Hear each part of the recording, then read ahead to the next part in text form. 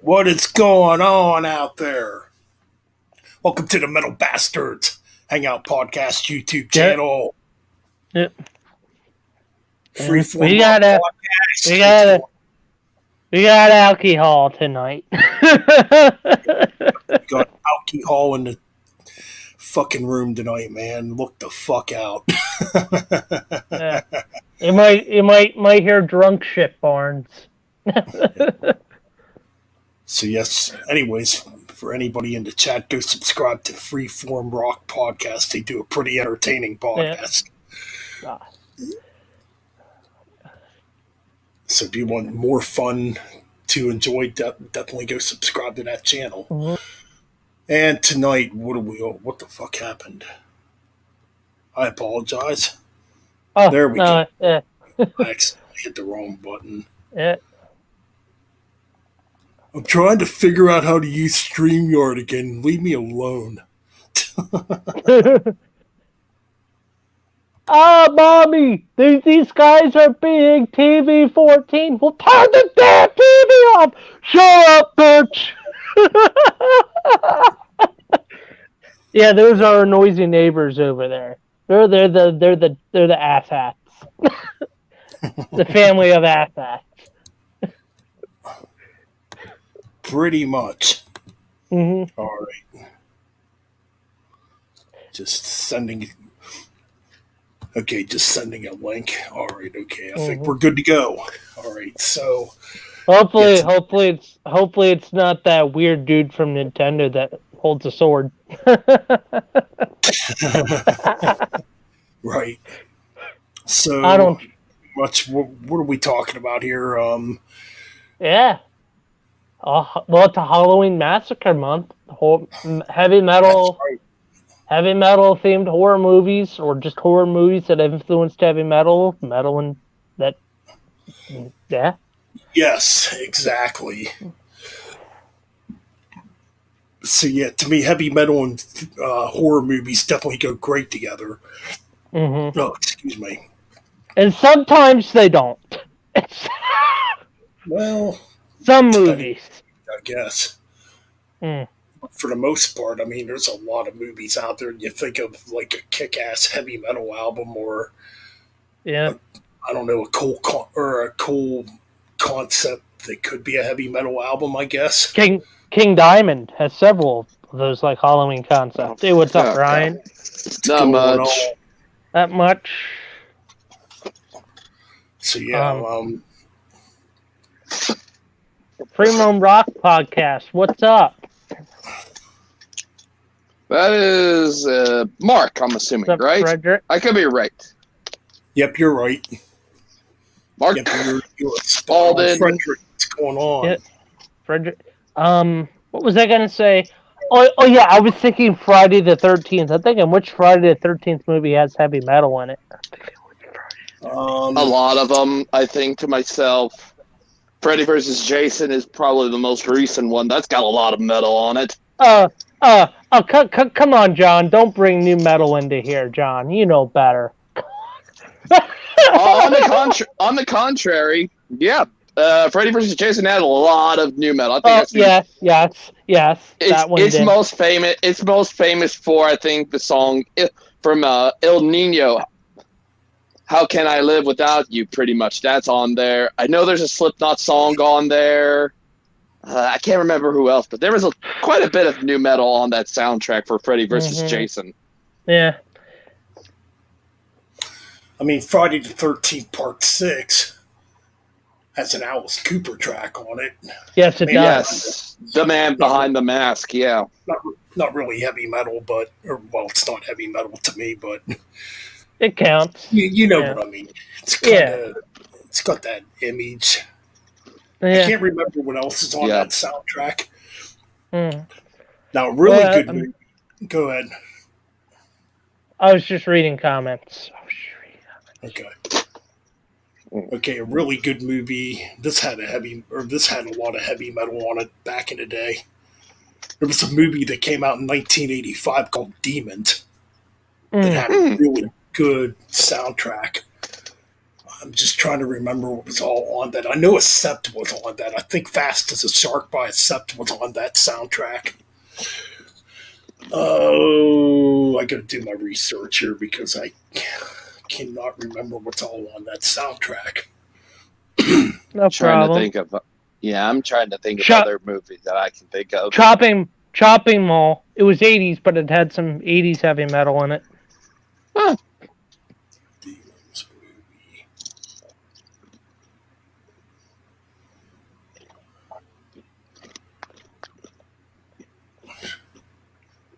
movie. Okay, I'm looking it up here. I'm still trying to think. This is right. That ain't it. I mean, technically, I don't want to bring up a certain Halloween movie, but the first Rob Zombie Halloween movie had Kiss and some Rush in it. Yeah, it had some that's technically rock. Unless the Kiss song is God of Thunder. It was God of Thunder. Yeah, that technically can be counted as metal. Rush not so much because they're prog rock.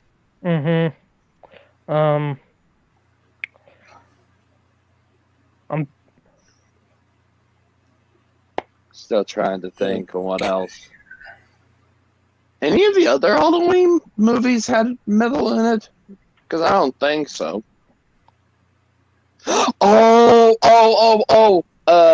There was, I think, a Hellraiser movie that had the Ozzy song, the Ozzy Osbourne song, Hellraiser. Yes, that's right. You're Which correct. one was it?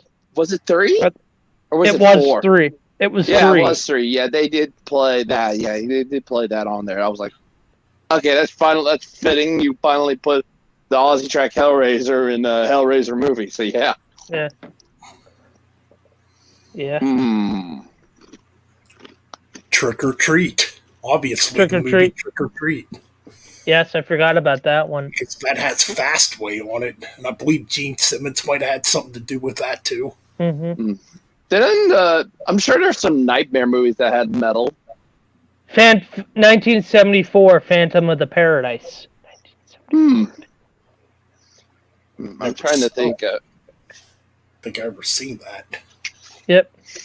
Oh yeah, now that I remember, there was a Nightmare on Elm Street movie that did have some metal in it. What was it? Dream Warriors, and it had the Dawkins.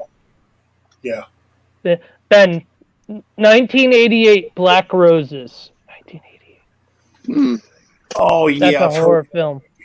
Yeah, I think Necrotic Nick or somebody was talking about that movie in one of our streams before. Mm-hmm.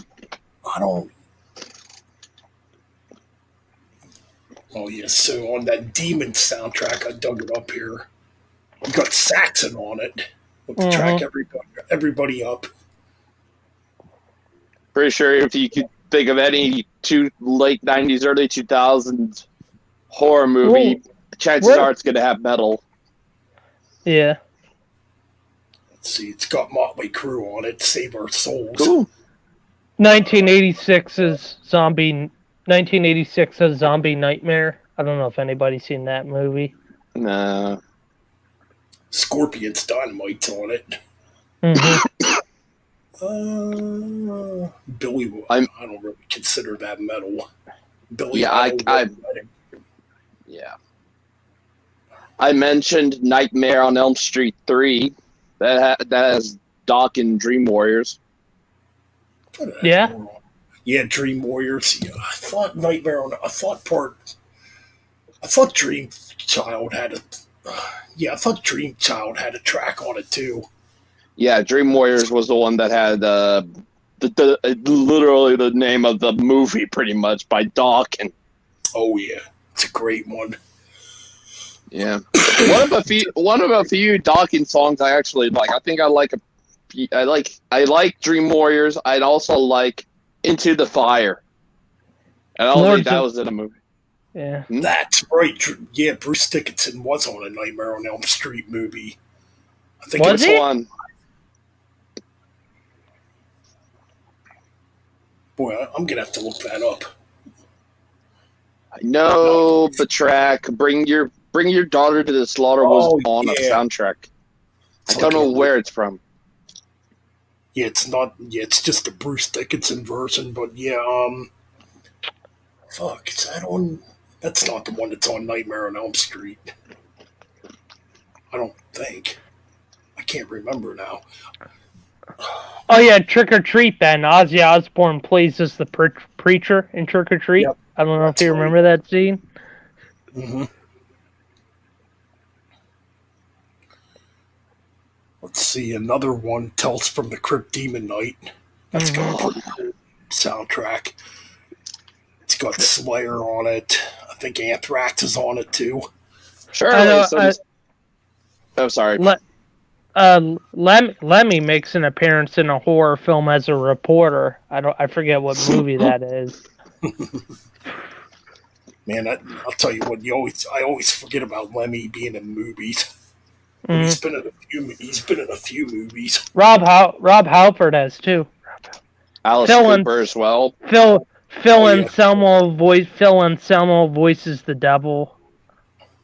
Ooh, Dave Grohl has been in movies too. I think his most iconic role is Satan in that Tenacious D in the Pick of Destiny.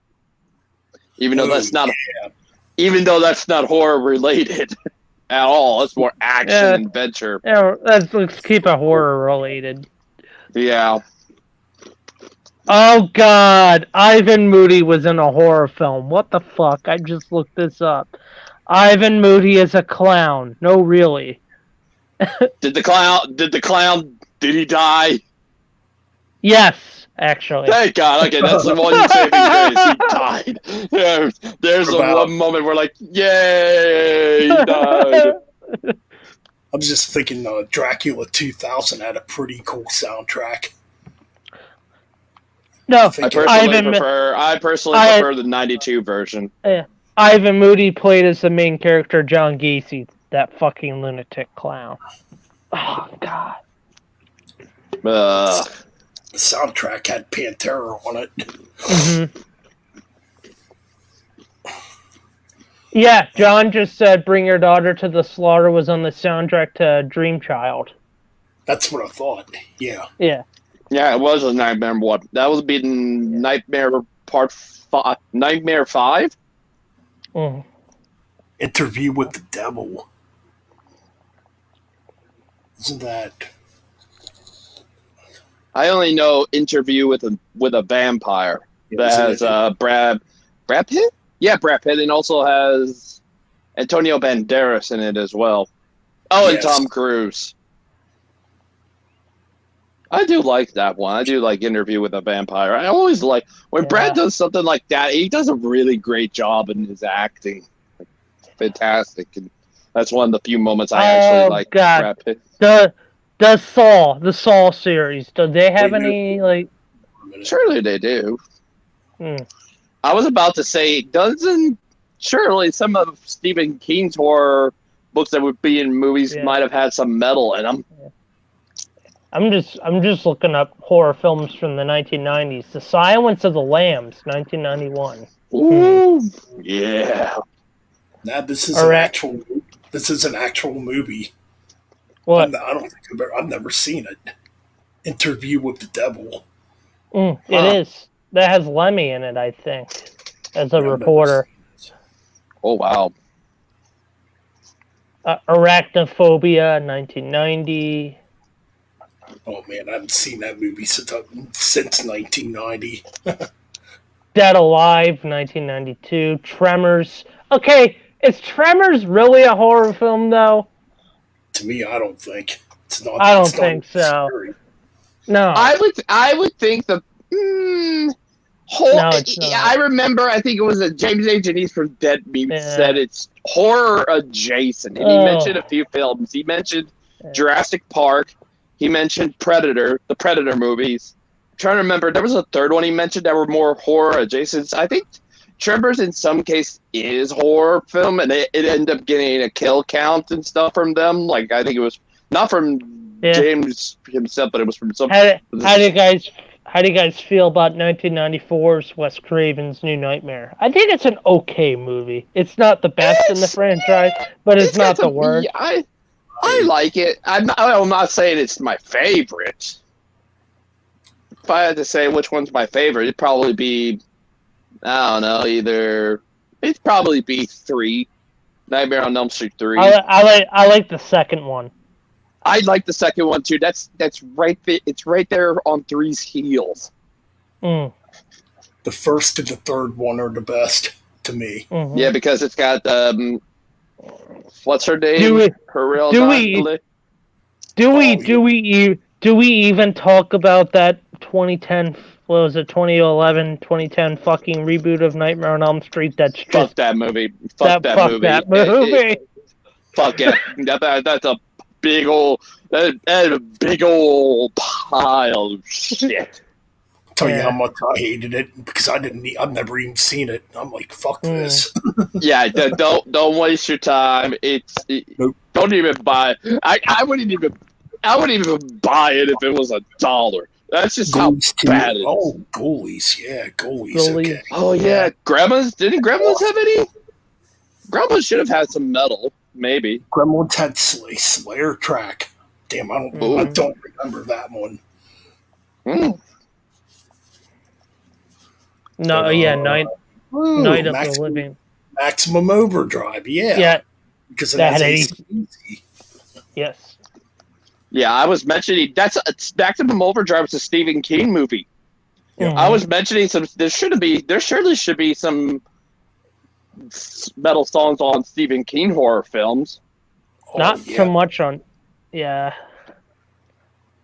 mean, Maximum Overdrive, obviously. The Dark Tower. The Dark Tower. I don't know. Night of the I'm Living not Dead. I'm trying to think. There was just a movie I just remembered because I remember watching it as maybe a preteen. Yeah. But I remember what it was called. Sometimes They Come Back. I don't know if that has metal. I know there's. I remember there was some part in the soundtrack that had some guitar. Some guitar I could hear in the background. I'm like, in the music stuff, I could hear guitar, but I'm like, was there any metal tracks on there? Surely it was, because it was like a 90. It looks clear as day, 90s, 1980s, late 80s, or early 90s, something like that, where, I seen one girl was like, one of the victims was a girl, and she was like wearing metal stuff in there. Metal clothing and all that. The original Poltergeist. Oh, that's a fucking classic. Motel, 1980s. This one's rare. Motel Hell. 1980. Kind of a cheesy old horror movie. Yeah. Another cheesy one. What about Children of the Corn? Children of the Corn. That's a movie. Yeah, it's a short story based on a short story from Stephen King and made in a movie. It made it to like lots of freaking movies later down the road after the first one. It was just right. Yeah, the Fun House, 1981. The Fun. Trying to think. Any child? Didn't any Child's Play have any metal? Hell, even the one with Mark Hamill. I'll even mention the one with Mark Hamill. Where really, that's just Mark Hamill is just playing Joker as a doll. Oh, of course, can't forget Child's Play, 1988. Can't forget Child's Play. An OG, yeah. Mm-hmm. Ooh, I thought of a movie that had some metal in it. Hellraiser 3. It's called. I just mentioned that Ozzy Osbourne, basically the movie track, pretty much. It's called their song is called Hellraiser. I remembered. Yeah, I mentioned that earlier. Yeah, but no. I'm talking the movie Hellraiser. The third one. It had. Yeah, or does it have Ozzy in it? I can't remember. Yeah. The song is called Hellraiser. Ryan, it's not the Ozzy version. It's just the Motorhead version. Yeah, I think it is. Oh, I prefer the two separate versions. I prefer the Ozzy version. And it's got Armored Saint in it, and they actually performed the movie. Nice. I'm still in 1988. I'm at Pumpkinhead in 1988. I don't know if anybody's heard of that movie. Mandy. I've heard the name. I've never seen that movie. What movie? It's called Mandy. Pet Cemetery. The original Pet Cemetery. That's a fucking great movie. Mm-hmm. Be cool to read about what it's about. Mm-hmm. What about? I'm not talking about the movie they just came out with it, but the mini series It with Tim Curry. Cannibal Holocaust. I gotta check that one out. That's a pretty brutal movie. Cannibal Holocaust. That came out in the 70s. Yeah. Wow, they have the dentist in here. Oh yeah. Wait, is it? I honestly don't know if it actually is horror, but it does have the horror. Has the word horror in it. Rocky Horror Picture Show, isn't that horror? It's not. No, not really. It's got the word horror in the name. It's not. I mean, it's not really scary or anything. No. Yeah, I would assume it's more lighthearted, more of a comedy film or something like that. Yeah, it's pretty much like theater. Theater and stuff like that. Yeah, Tim Curry just singing his ass off in that one song. If we're talking 80s horror films, can't forget Beetlejuice. Beetlejuice. Mm-hmm. It's showtime. Nothing really scary about it though. No, I mean, no. It's fun. It's not really. It's. Mm-hmm. Yeah, I'd say a horror-ish comedy. Mm-hmm. There's some horror aspects, but it's more it's more related into the comedy than it is the horror. Personally, if we're talking cheesy horror films, I like the cheesiness of the 80s of horror films. Yeah, I mean, you're talking. So I can think of. I remember a Jason Takes Manhattan. That's Friday Part 8. Just there's some scenes in there that I'm just like I think there's one scene that I was like, oh, that's so funny. Yeah. There's the fight scene on the roof and freaking Kate Hunter just knocks him out with one fist. To be fair, the boxer was pretty tired at that point, but still, that's pretty awesome. And then there was the one scene where they're in Manhattan or Times Square, and Jason and there was the guys that were saying, "You're dead, man." And then basically Jason lifts off his mask and then just running and stuff. Because here's the thing. Regular Jason, you can kill him. Zombie Jason, they can't kill him.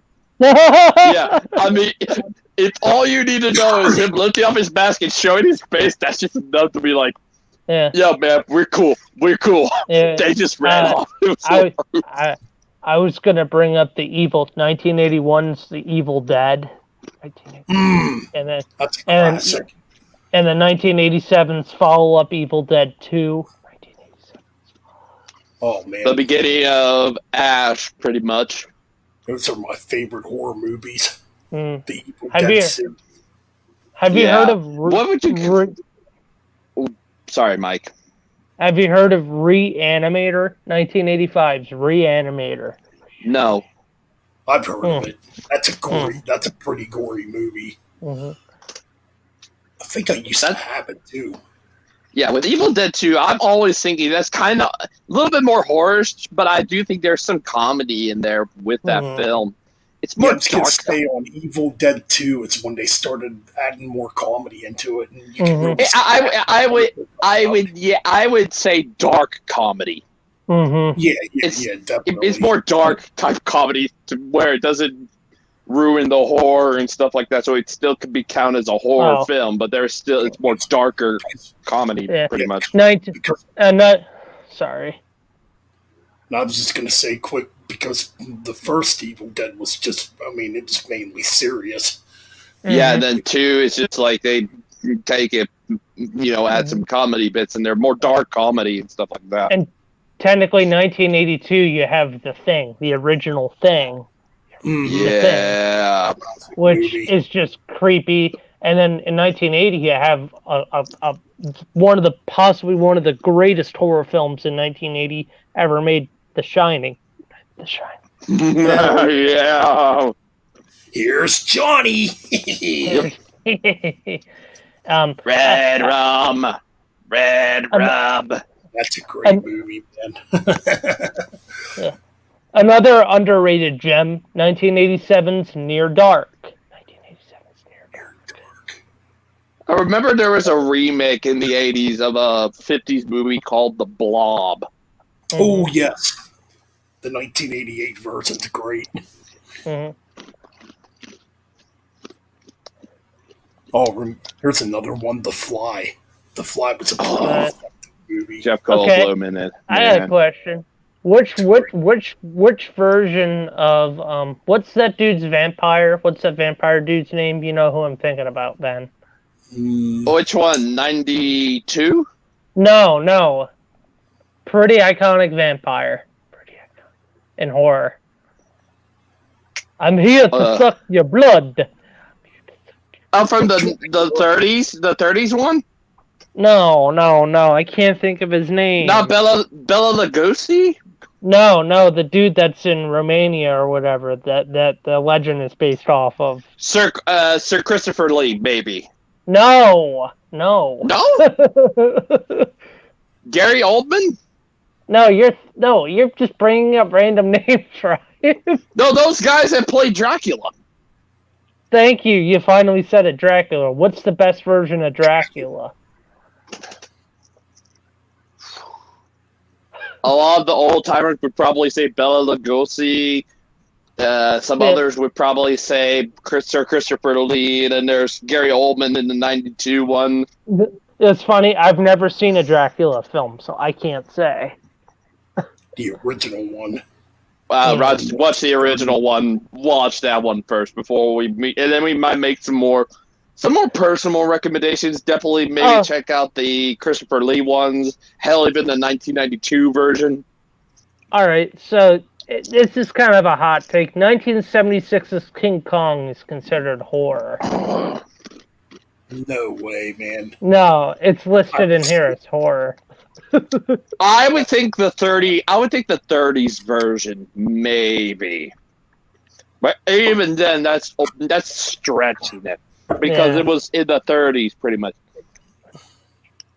That's like even saying around that time that Godzilla at that time was horror. Mm-hmm. At that point, Godzilla hadn't been straight up kind of horror since 54, and wouldn't be until 85, Godzilla 1985. Now, if we're talking just beyond scary shit, the original Exorcist. Oh, yeah. Yes. Do not watch Exorcist in the dark alone. Nope. I did. I've done it too. It ain't that scary. I have never. Well, Ryan, I dare you to. Well, I can't right now. Oh, don't be boo hoo hoo hoo. No. It's not that I can. It's just that. Well, I was playing video games one night, and I got angry to the point of where I broke my TV. Oh, that's your fault. I have another one, but it was just I keep hearing this high pitched ringy or something like this. Yeah. And it was just the point where I'm like, oh, this is dead. This is not Ryan, good still. Well, Ryan, best advice I'm giving. Next time you get mad, don't punch the TV. To be fair, I didn't punch it. I took my thumbs or something. I just grab onto like the ledge of this and just squeezed in my hands or my thumbs into it until like break. And that's So it wasn't a direct punch, pretty much. Yeah. Yeah.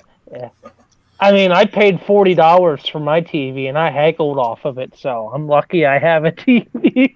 I got to get a new TV, man. This freaking TV I have's like 20 years old. Yeah. Kid you not. What was I gonna bring up? Oh yeah, the original Jaws. It's still a classic. Yeah. Oh, yeah. Yeah. Now, is it horror? No, but is the soundtrack considered horror? Yes. Dude. The sound, pretty much the soundtrack is the reason Jaws is labeled horror, pretty much. 1979, Alien. Now that's a classic. The original Aliens, yeah. The original Alien. Yes. Sci-fi horror. Yep. The first Jurassic Park could be considered horror. No, it's a comedy. I mentioned horror adjacent, and Jurassic Park is a franchise that is one of those that James H. introduced from Dead Meat had said it's horror adjacent. Ben, have you heard of Young Frankenstein? 1974. Yep. I love that one. I remember watching that one. That was an awesome film. Yeah. Gene Wilder, man. Some people say Willy Wonka is considered a horror film. I said, the original book is. Oh yeah. Because not in the movie. original, no, not the movie, but the original chapter book, Willy Wonka murders the kids in his factory. Oh yeah. It's way different than the original movie. The original they had to make some. They had to make some change. They basically had to make some changes because they couldn't. They wanted to be appealing to some younger kids, and they didn't want it to be slapped with a rated R. Nah. So they had to pretty much make some changes. Yeah. Now, if we're talking horror, sorry, I'll let you go, Ben. They did do Charlie and the Chocolate Factory with Johnny Depp. When did that come out? Back in that was much later. That was 2005 or 6. Yeah. Which that movie, is much later. It's definitely darker. Yeah. They brought some of the darker in that one, but it's still nothing close to the book, pretty much. Yeah, the book is really dark. Now, if we're talking horrible, just bad horror films, 1978's Attack of the Killer Tomatoes. Oh yeah, that movie is pretty bad. Attack of the Killer Tomatoes. Oh! Killer Clowns from Outer Space. Ugh. Oh yeah.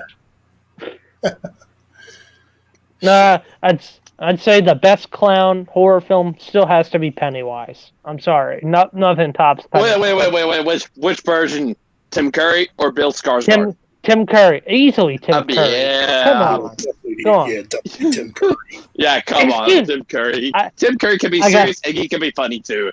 I gotta quote this Pennywise scene. Excuse me, sir. Yeah. Excuse me, sir. Do you have Prince Albert in a can? You do. We're about to let the poor sucker out. And then I think the scene before that was in the graveyard. I think it was Bill Denbrough was in there, and then Pennywise just comes out of a grave and basically said, "Take your pick, a Billy boy."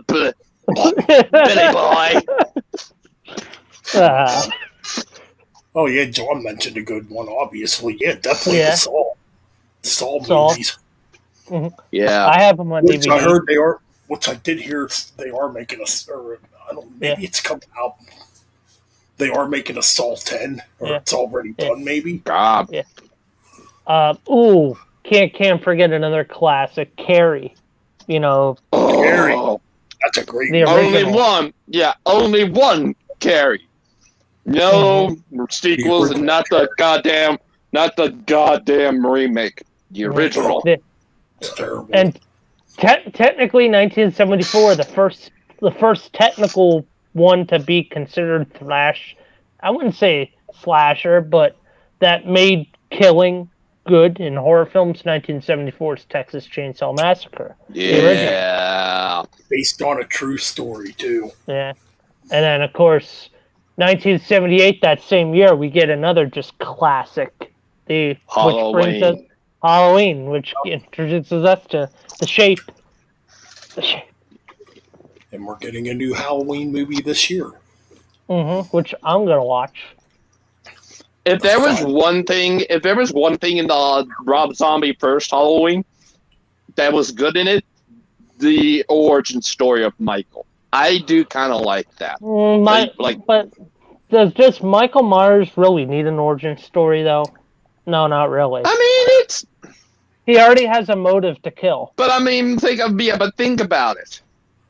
Every other big slasher has an origin of how they became, Freddy. He was killing kids and stuff like that, and the parents couldn't take it and burnt him, and now he's just killing kids in their sleep and stuff. Jason drowned, and then he saw revenge after seeing his mother die. I like the idea in the first movie, the spirit of Halloween just takes over Myers, or just an evil Halloween spirit just brainwashes Myers and makes him evil. I always say this, out of all the horror film villains, Michael Myers still has the truest, storyline considered to be evil, because if we're talking just Halloween, no other horror villain epitomizes Halloween like Michael Myers. That's a debate. And no, technically, Leprechaun is not. It's comedic horror, and the Leprechaun dark horror. It's in the same vein as Evil Dead 2. Dark comedy. Frederick. So it doesn't get basically in a nutshell. Some of those can kind of still be. Leprechaun can still be considered horror in some cases, because the comedy is much more darker, kind of like Evil Dead 2. Frederick mentioned a good movie, Night of the Demons. Frederick mentioned it. Oh, that's a great movie. 1976's Damien Thorne, The Omen. The original Omen, yeah, man. I don't know if you considered it. Well, I guess you can count the first one, maybe. Resident Evil. Horror. No, Resident Evil's garbage. I'm sorry, Ryan. The first live action. The first one. Just the first one. Not ignoring the sequels. Just the first one. First one's garbage, too. I'm sorry. I don't consider it horror. Dr. Giggles. What about... what about... I don't know about this one. What about The Crow? What's up, Metal Connection? What's up, Jamie? Well, that's a good question. That had one of Bruce Lee's son in it. It's got a dark vibe to it. Is it a horror movie? It's a great movie, though. It's kind of I would definitely say it's in the same boat as Predator and Jurassic Park, where it's more horror adjacent. There's dark themes in it, and I would definitely think some horror elements, but I think it's more of horror adjacent, where there's more action in there. So it's like those other ones. Hey, J-Dub, what's up?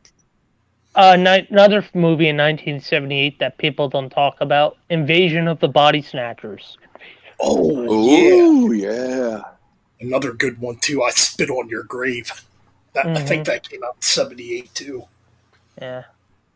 Yeah, you lose me in the 70s. 1977, The Killer Cat, House. The cat with the green eyes. I think I saw that when I was younger. I think the only thing I can think of from anything farther back, 1954, Godzilla. Yeah. That technically can be considered horror, pretty much. Everything else, sometimes horror, but, not really, more action-oriented. But 54, definitely. The original Phantasm, 1979's Phantasm. Oh, yeah. Ooh. That's a good one. Christine, another great movie. Another Stephen King one. Possessed car, pretty much, yeah. Cujo. Yeah. Cujo's great. That's a great one. What was another car one? Deep Red. Sometimes they come back again. The original one. Yeah. Oh yeah, sometimes they come back. Yeah, I mentioned that one. Tales from the Crypt. Oh yeah, Demon Knight. Spook Show. Or Creepshow. That was the one from Stephen King. Creepshow. Creepshow. Captain 1974, black and white. Captain Kronos, Vampire Hunter. Captain Kronos, Vampire. Ooh, The Stand. Interesting. Mm-hmm. Yes, The Stand. Misery. Yeah, I remember Misery. Yeah. The blood. Yeah. Yeah. The Hills Have Eyes.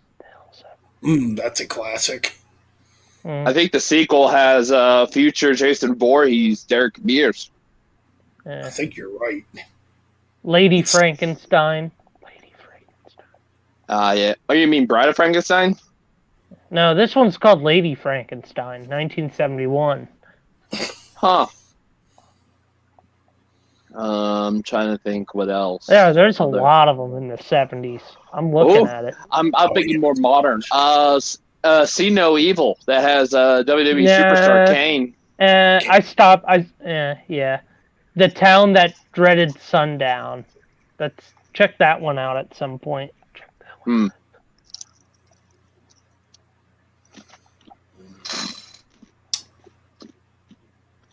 What about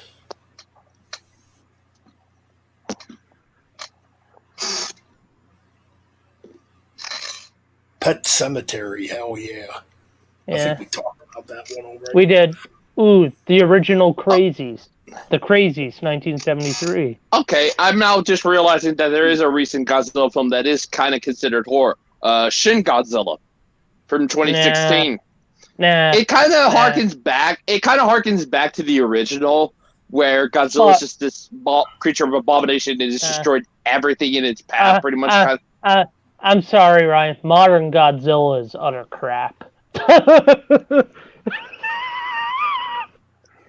Watch Shin Godzilla. You might like it. It does harken back to the OG 54. Not into lizards. No offense. All right. I'm just thinking of horror films. There's a lot. We've already mentioned a lot of good ones. House by the Cemetery. There's a movie for you. Came out in 1981. Really gory. Then you got the original. The original Friday the 13th with a mother. Oh, the original, The Grudge. The original Grudge, which I have on DVD. The Grudge. Oh, it's a recent one, or there's an older one? Yeah, the original one. From what year? It was like 2000 something. Oh yeah, okay, that is a recent one. Oh yeah, definitely. Paranormal Activity. Even though I don't like those films, it's just okay. The Devil's Rejects has some good scenes in it. That's a cool yeah. House of a Thousand Corpses is another one I would say is good. It's not my favorite Rob Zombie movie, though. It's not my favorite. I'd probably say the first Halloween remake he did. I like that one. Devil's Rejects, my favorite. Mm-hmm. Got DDP in it. Yeah. I hardly recognized him. You know what? That's right. I forgot he was in that movie. Mm-hmm. Yeah, I did not recognize him at all. Oh, sorry, Mike. The Purge is kind of a fucked up movie. The Purge. Yeah, I remember The Purge. Yeah. Paranormal Activity. Remember when Paranormal Activity came out in 2007 and people were all saying, "Oh, this movie's scary." It wasn't really that scary. It was. No. Technically, people say Shawshank Redemption is a horror film. No, I mean, no. It could be, but I don't know. That's a weird one. Mm-hmm. Yeah, no. I no. Oh, wow. I do want to see that. I hear a lot of people are bitching about it, though. Yeah. I bitched about it. I watched it. It was okay. It didn't do anything for me. I'll have to check it out.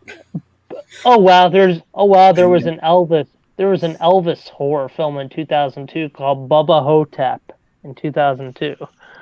What the hell? I've never seen that. Then you I'm got those clicking bad, on it. then you got those bad Massacre there was a movies that- Snoop Dogg horror movie. There was a horror movie Snoop Dogg was in. I think what was it called? Bones. Oh God! I just thought of something. Imagine Cheech and Chong doing a horror film.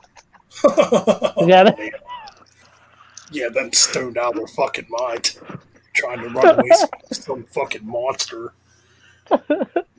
Give the monster weed, man. No, you don't give him weed. You put a bullet in his fucking head. Oh man, give him weed, dude. That'll calm him down, man. Give that monster a joint, dude. Yeah.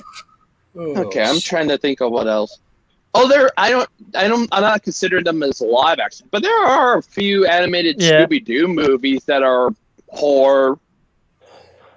What I mean by Scooby-Doo movies, I think some of the earlier ones, like Zombie Island, and then there's Scooby-Doo's the one with not Ryan. Scooby-Doo's not horror though. yeah, those movies. I look back then, and I'm like, those are kind of a little bit scary. Scooby-Doo Got an atmosphere to them. Yeah. Oh yeah, definitely. Some horror films have just really creepy atmospheric music on the track. Yeah, especially the ones from the 70s. Mm-hmm. Like The Omen, Mm-hmm. The Exorcist, fuck. I mean, Halloween. Halloween, yeah. Oh, I'm trying to think of the one movie. Oh wow, time's going by fast. Oh wow, it's almost been an hour already. Shit. Kiss did a horror movie, did they?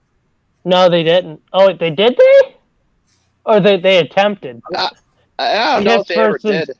Kiss versus the Phantom something? Oh, Kiss versus the Phantom. That movie was.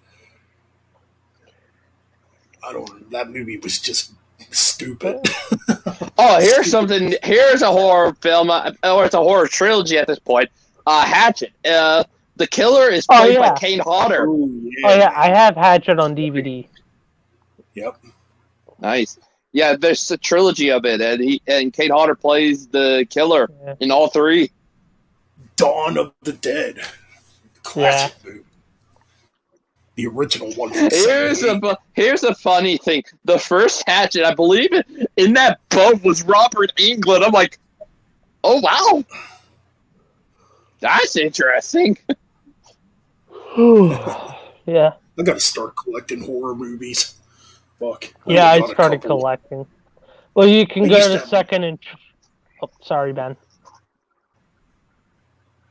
Oh yeah, you know what? I didn't even think to look at Second and Charles when I was up there today for horror movie. Well, I mean, I wasn't thinking about it really either. They have a pretty big.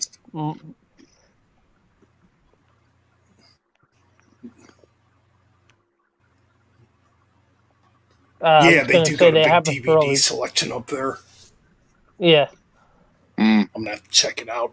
Stock up on shit. Well, you know what I thought about doing for my channel? I thought about bringing back a series I kind of scrapped where I would just film myself inside a store talking about showing stuff around. You know what I mean? That's a good way to support it, you know? Yeah. Totally.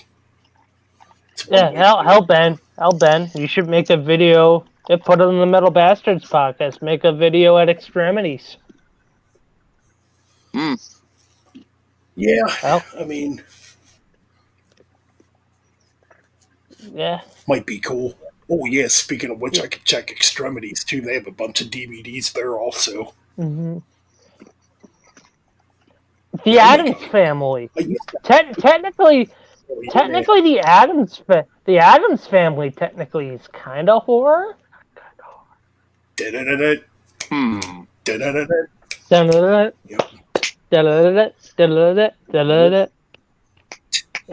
Yeah. Yeah, pretty much. Man, didn't they remake those movies? Oh God, Oh God, don't. Oh God, Space Jason. Oh God, Jason just popped in my head. A certain scene. Oh, Jason X. Yep, Jason X. Oh, that movie's bad. I actually saw that in the theaters when it came out. Yeah. Hey, I actually like that movie. Well, I only like it for one reason. The last kill Jason does with the sleeping bags. That's just hilarious. It is. I'll give you that. Yeah, it's pretty hilarious. I mean, I guess Jason kind of. Oh. Yeah. Uh-oh, Ben, you cut out on us. Fuck, I'm trying to think of that. Uh-oh. Yeah. We good? All right, I think I'm back. Can you guys hear me? Yep, you're good. Hello, chat. Yeah, You all hear me? Loud and clear, loud and clear, loud and clear. Loud We're and clear. Loud and Ooh, clear. There we go. That's cool. Yeah. You know it's a good Transylvania reboot. 65. Yeah, I've seen that. You know it's a good reboot. The two Texas Chainsaw Massacre reboots in 2003 and 2006 with like R.E. Emery playing as like Sheriff Hoyt. And the basically, the 2003 one is really good. Mm-hmm. The Dawn of the Dead reboot from 2004 is good too. Yeah. I do like that. Yeah, I'm not big on reboots, but those two are actually pretty good. Yeah. I like the Friday the 13th reboot movie. I like it. I wouldn't say it's the best thing, but it's like it's a pretty good movie. I don't like it because they made the story is they made Jason live underground and use traps.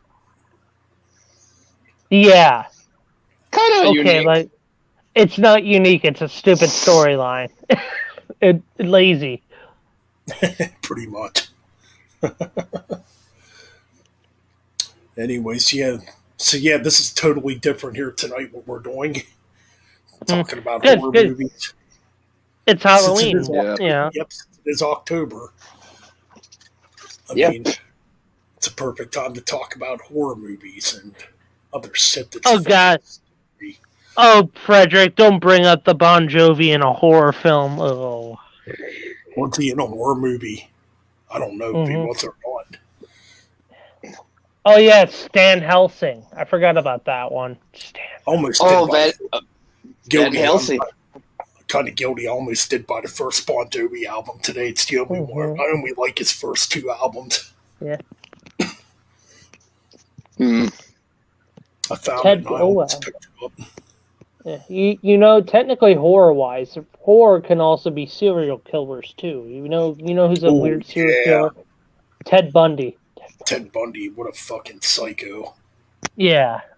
There is a movie out, or maybe it's a series out on him. I gotta check it out. I did check out the one on Jeffrey Dahmer. That's what I was watching yesterday, man. That dude was fucked up, man.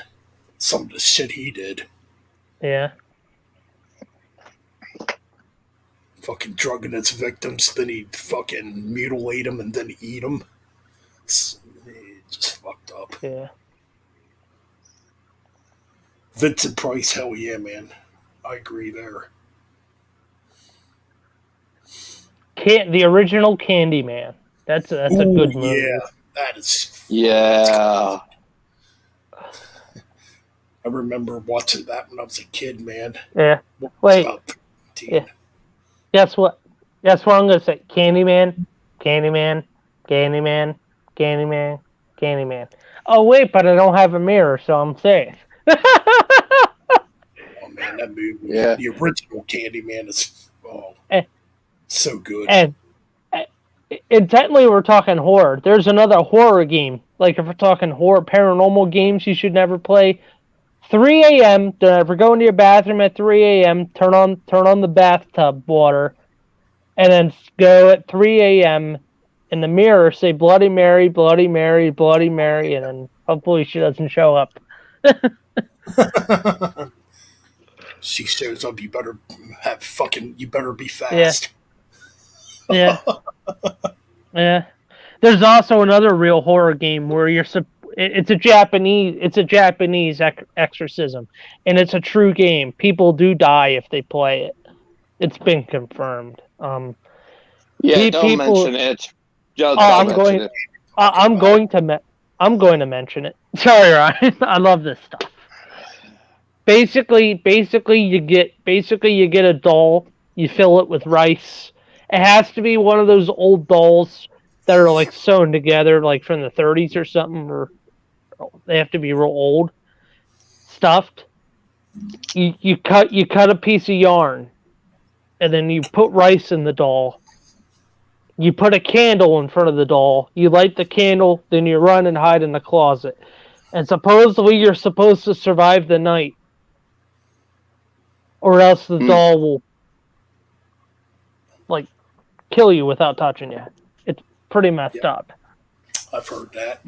And then technically, if we're talking horror stuff, there's a museum that has a doll that's famous for killing people. If you take a picture of it, I don't know if there's anybody seeing it. What? I think I've heard about that one too. Yeah. And then you hear people say the paranormal's not real. Oh, it's fucking real. No, it's fucking real. It's definitely fucking real. It's definitely real, man. Don't fucking piss off the paranormal. I have a few times. It is not pleasant. Nope, I won't even go there. Fuck that. Yeah. Just looking at the comments here. Yeah. But Ben, do you have any... Oh, sorry. I'm just reading John's comment. You know what, John? I was checking out the band Macabre earlier. I do not know why I haven't checked them out in the past. They're good, man. I got to get some Macabre in my collection. Yeah. Because they're a death metal band that does, well, they call it murder metal because they do like concept albums based on horror movies and serial killers. Yeah, like they did one on Jeffrey Dahmer. That's the album I was listening to on YouTube. Was the album Dahmer? Yeah. I didn't listen to it all. I only listened to a little bit of it, but yeah. Hey Ben, have you ever if you had to share have you seen any paranormal stuff in person? Like, what's the weirdest thing you've seen or feeling you got or thing that you could have swore you saw but nobody believed you? Like, you got any story like that you want to share, Ben? The only story I really have is when I was at my grandparents' when I was younger. This would have been, 1992 maybe. I was only like 13. Either or, there used to be a old town on my grandparents' property. It's called Stoughton. It's tore down back in the 1930s. So, and there was still like a little bit of the foundation, like old foundations up. So I'm up there one day, walking around the woods on the weekend, obviously, because I used to stay at my grandparents a lot on the weekends.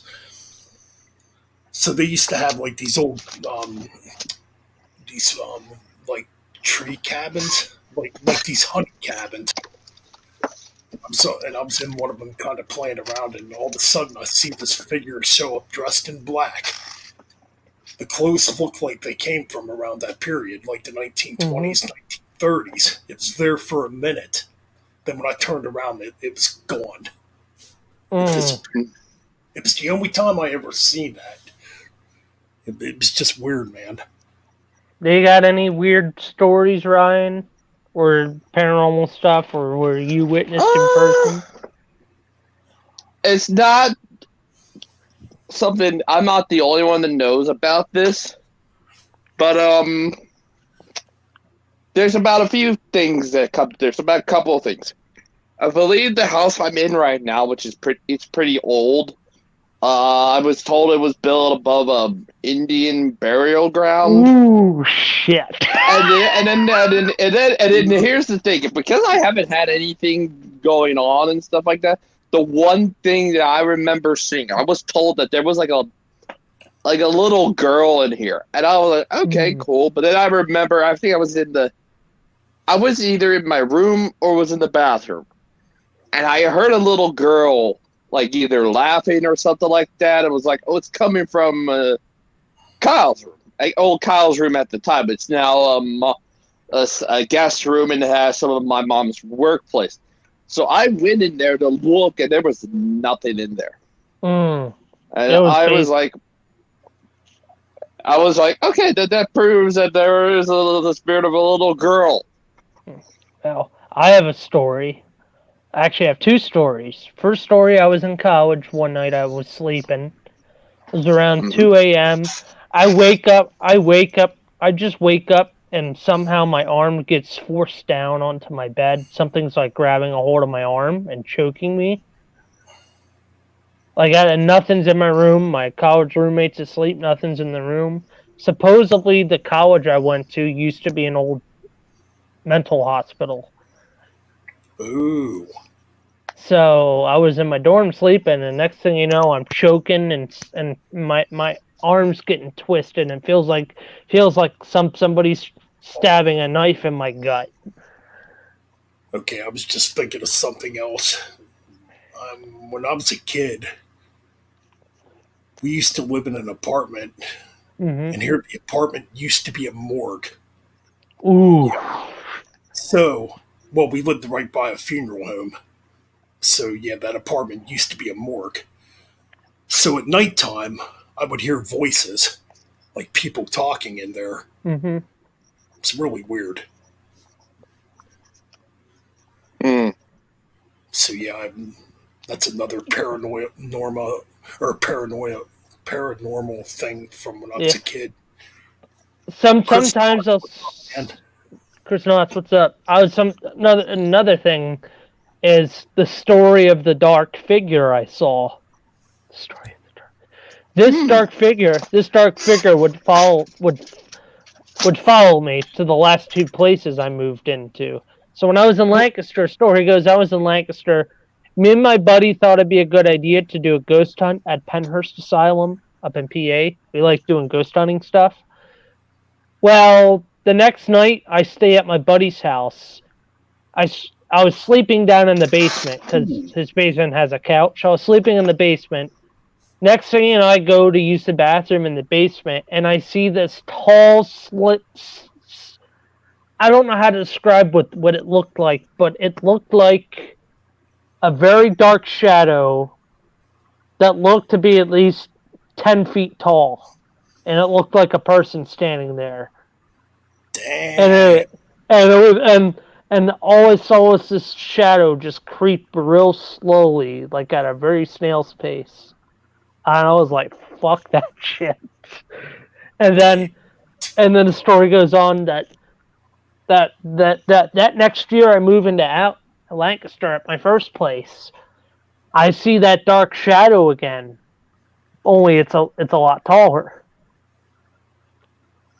and it's Ooh. just and I saw it, and my light flickered in the bathroom, and then it came back on as I was taking a shit. Then when I was in my other apartment in Lancaster, that same figure I saw dart. It darted from the fridge into the hallway, and then it went through one of the walls.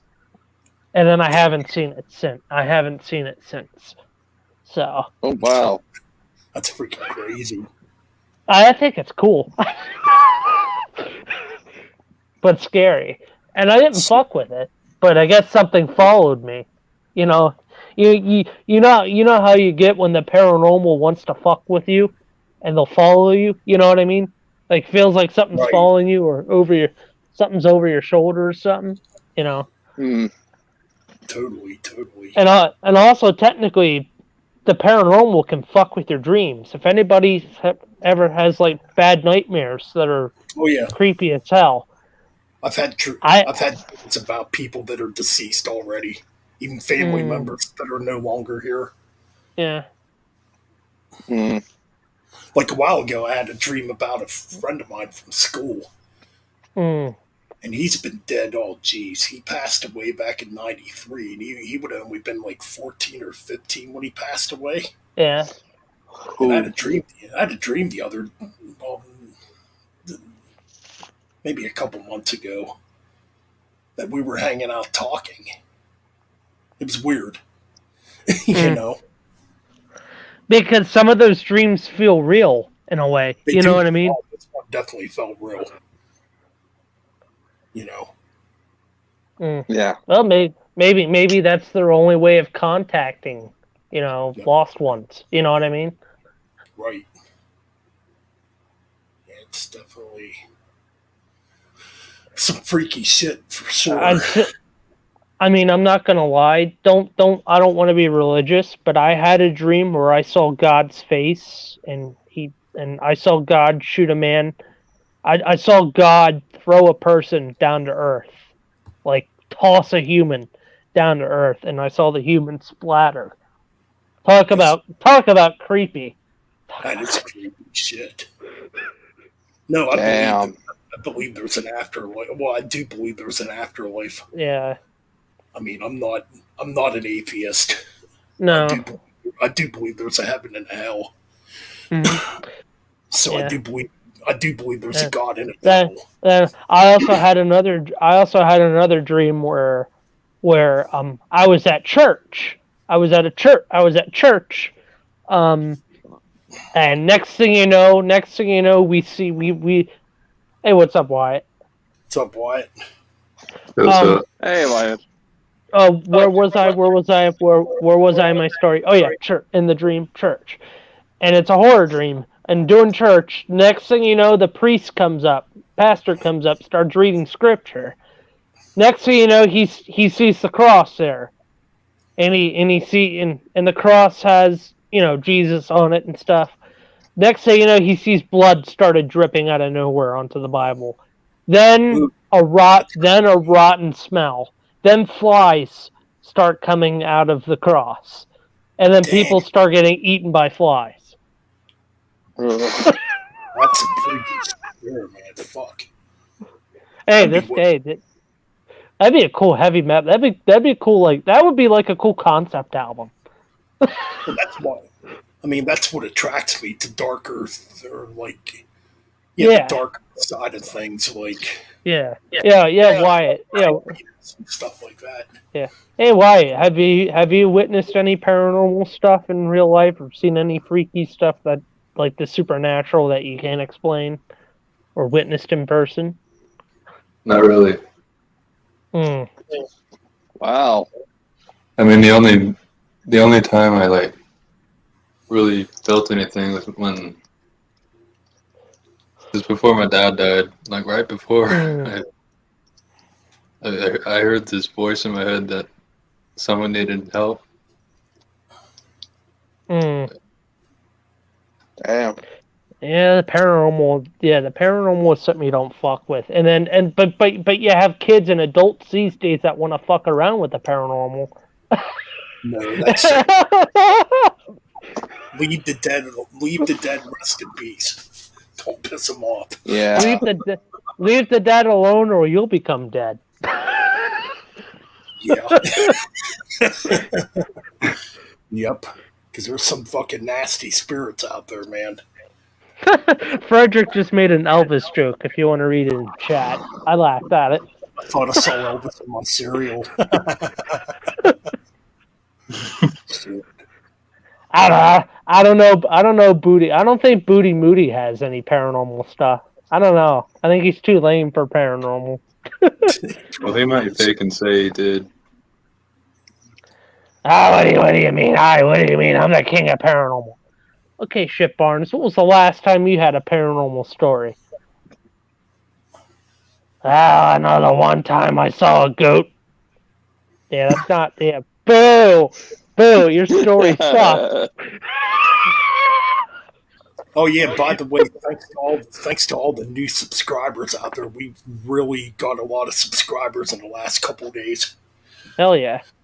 I mean, we're almost at 80 subscribers now, so... Hell yeah. Sweet. We might be at 100 by the end of the month. Maybe by Halloween. Yep. We will see. But yeah, thanks anyways. The retrospective video got over. You know what's weird? You know what's weird, Ben? Halloween. Do you remember you see more kids dress up and be excited about Halloween? Isn't that getting kind of lost now? It is getting lost. I agree. I still get excited for Halloween, and I'm in my 40s. I love this time of the year. Yep. The only time you were listening to King Diamond. I don't Hey, really that's listen. that's all year round for me. Yeah. But no, it's a perfect month for King Diamond, though. Yeah. Merciful Fate. That'd be Mhm. funny Go, if you did dress go, up like Steven. Just Speaking of, Kiss even. Black Sabbath. Black Sabbath. Yes. Guar.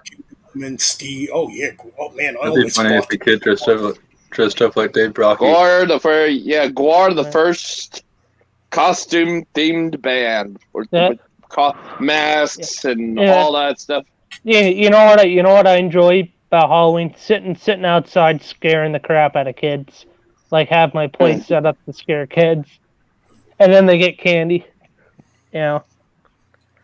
Man, I should go to the Field of Horrors this year. I think that's what it's Field called. It's called Field of Screams down in Yeah, Field of Lancaster. that's man. Yeah, I should go there. It's not very far from where I live at. No. I think my one buddy still works there too. Yeah. I think he still does it. Cool. So, speaking of Merciful Fate, I finally got this on CD. Oh yeah, that's a great wreck. That's a great album. Found it used. I'm like, it's coming home with me. It's one I needed yet. I have it on vinyl, but I needed it on CD. Cool. And I completed my Anthrax collection. I couldn't believe I found this. Definitely their weakest album, but Volume 8, The Threat is Real. Nice. But yeah, that's 2 lucky finds today. Yeah. That's awesome. Yeah. And that's pretty much it. Mm-hmm. Yeah. Halloween is my favorite. You mean Halloween? He might actually mean Halloween. Maybe he does mean Halloween. Mm. Happy Halloween. Yeah, Halloween. Yeah. Can't have Halloween without Bark at the Moon album by Ozzy. Bark at the Moon. Let's see what other good horror movie or horror related metal albums. Anything by King Diamond, obviously. Technically, AC/DC song Night Prowler. Yeah. Yeah. True. Any old school Alice Cooper. Like Welcome to My Nightmare. Or $1 Billion Babies, anything like that. I mean, listen to some old school death. Old school. Oh, death metal. Any death metal's great for Halloween. Yeah. Scream, bloody gore. There's a good one. Grim Reaper. Grim Reaper, yeah. Grim Reaper, yeah. Autopsy. Speaking of which, I was trying to get their new album today, and they didn't have it. I did find it on vinyl, though, but I didn't want to pay the money to get it on vinyl. I did get the new Razor, though. This is pretty fucking thrashing. Yeah. Can't. For talking Halloween and horror, what about Undertaker? The dead man. Undertaker. Yeah. Purple for Halloween. Yeah. Blue Oyster Cult. I got a lot of cool albums. Oh yeah, yeah. Frederick Cannibal Corpse, no doubt. Definitely good for Halloween. Yeah. Fuck it. Any black metal. Okay. Technically, it's not horror, but some of the old school cheesy Halloween songs, like the Monster Mash and stuff like that. Come on, you still gotta play those during Halloween. Yeah. Of course. Now, question is, Ben, has there been a heavy metal version of the Monster Mash?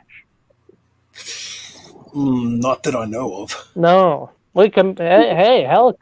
Hey, if I can learn it on drums, you could learn it on guitar. Hey, you could do a thrash cover or a cover, a good rocking cover of the Monster Mash. I don't think nobody ever covered it. I'm gonna have to search that on YouTube later. I'm curious now. Oh yeah, Mankind, Mick Foley, perfect character for Halloween. Bray Wyatt. I Bray Wyatt.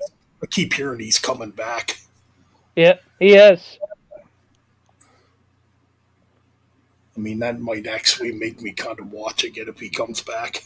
He's referencing Alice in the Wonderland and a lot of the cryptic stuff. Yep. So he's going into his really dark place. All right, I guess the Misfits did a version of Monster Mash. I've never heard it. I haven't either. Well, have a nice day. That would have been a dream match right there: Bray Wyatt versus Mick Foley or Mankind, whichever. Yeah. Rob Zombie. Yeah, definitely Rob Zombie or White Zombie when it comes to Halloween. Oh, there's a few others. Yeah. Sting, the Crow Sting. Fuck yeah. Crow Sting. Yeah, it sucks we never got a Sting. We never got a Sting versus Undertaker match. That was originally going to be on the bill for WrestleMania 30, but Vince McMahon stopped it at the last minute after writing up a script for it. Man, Triple H would have been in charge. That would have happened. Yeah. I don't know. I mean, the Boogeyman. Like Triple H is turning it around. The Boogeyman. The wrestler, the Boogeyman. I think there's a movie called Boogeyman too. Oh yeah, Taker. Did y'all mention Taker? Yes, I did. Yeah, nice. We'll talk about Undertaker. Yeah, horror. I mean, because it's horror related, so technically, yeah. Oh yeah, Undertaker versus Bray Wyatt did happen. What am I thinking? I'm thinking it didn't happen. It didn't happen. Ben, you remember Kane's debut? Doesn't Kane do that like a lot? Yep, I remember. Doesn't Kane do that? Yeah. Yeah, man, it's a lot like a Michael Myers type of thing. Yeah, because he does the head tilt. Yep. I remember watching that back in '97, man, when he debuted. I'm like, holy shit, this dude's fucking badass. Yeah. Yeah, I remember watching. Well, I remember watching. Oh, sorry.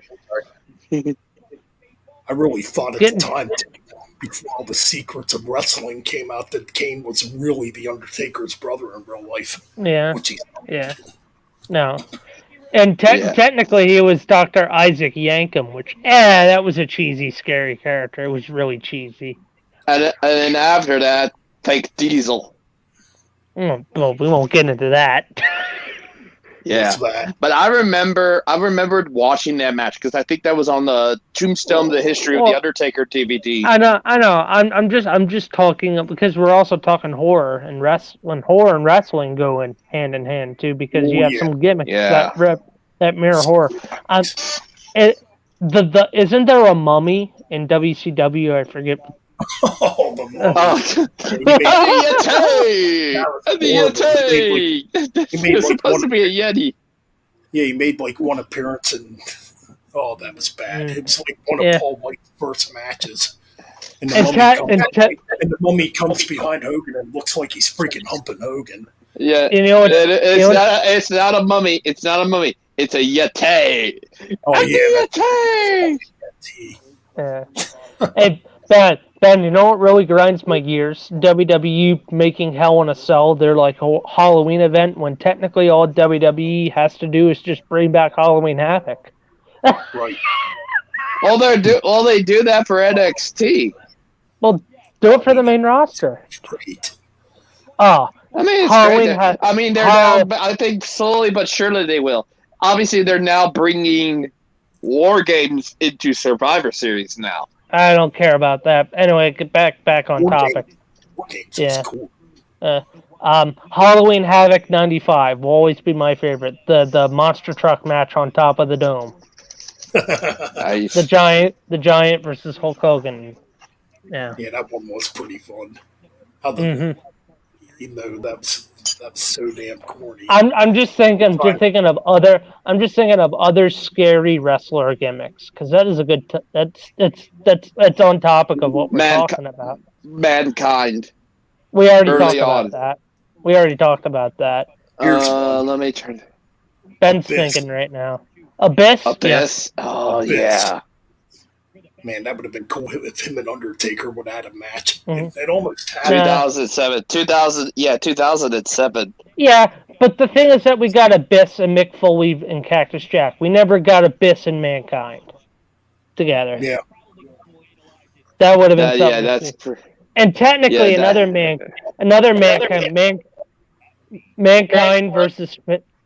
Mankind versus fake Mankind. You remember the amusement park brawl? Oh, yeah. I'm trying to think. Other horror film or other horror based wrestlers. Yeah. About. The dude that was with Edge, the vampire dude, the Brood or whatever. Gangrel. Gangrel. Yeah. Did it? That was a cool theme song. Yeah. Yeah, and then Becky, who else was there? Oh yeah, Viscera.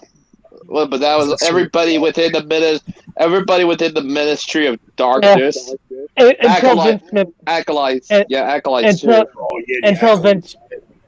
until Vince McMahon decided to ruin the Ministry of Darkness by unveiling himself as the. I guess in a way you could say Jake the Snake Robert when he was doing that. Kinda. Like when he was doing that Trust Me stuff back in '91 with the Ultimate Warrior, where he had the Cobra. He had that Cobra bite the Ultimate Warrior and Randy Savage.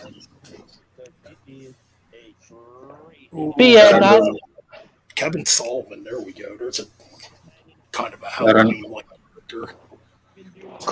Crow Sting. Oh, you know. Who else? Malachi Black. Yes. Bray Wyatt's Fiend character. And then Eater Worlds too. I don't care about the Fiend. I prefer his regular cult gimmick. Yeah, I agree. Yeah, I think he should use it. If he comes back, I think he should use it sparingly. You know, have it be, it's like a combination of Mankind and Cactus Jack. Use it when it's only necessary. And for Halloween, Bat Out of Hell by Meatloaf. Yeah. Yep. There you go. Halloween. Yeah, the only thing spooky about Halloween is their name. That's pretty much it. I mean, I said Halloween. Yeah, Halloween. Yeah. Yeah. Every Slayer album, pretty much. Here we go. Iced Earth Horror Show. There we go. Yeah. Basically a concept album about different horror movies. Dark Saga. Oh yeah, pretty much Spawn in a nutshell can be kind of horror, and Dark Saga for Iced Earth is technically horror. Totally. Then early on, Purgatory, pre-Iced Earth was writing a lot of tracks based on horror movies. Right. Yeah, that's the reason I saw one of the tracks was called Dracula. Yep. Yeah, I'm gonna tap out for the night, guys. My eyes are starting. My eyes are starting to go on me. So. All right, dude. Yeah. Peace. Yep. Later, man. Later, Mike. And so there's 3 of us here. Yep. So.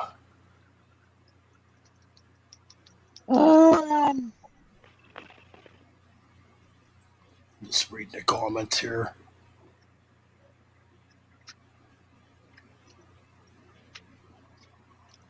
Wyndham Lawrence Rotundo.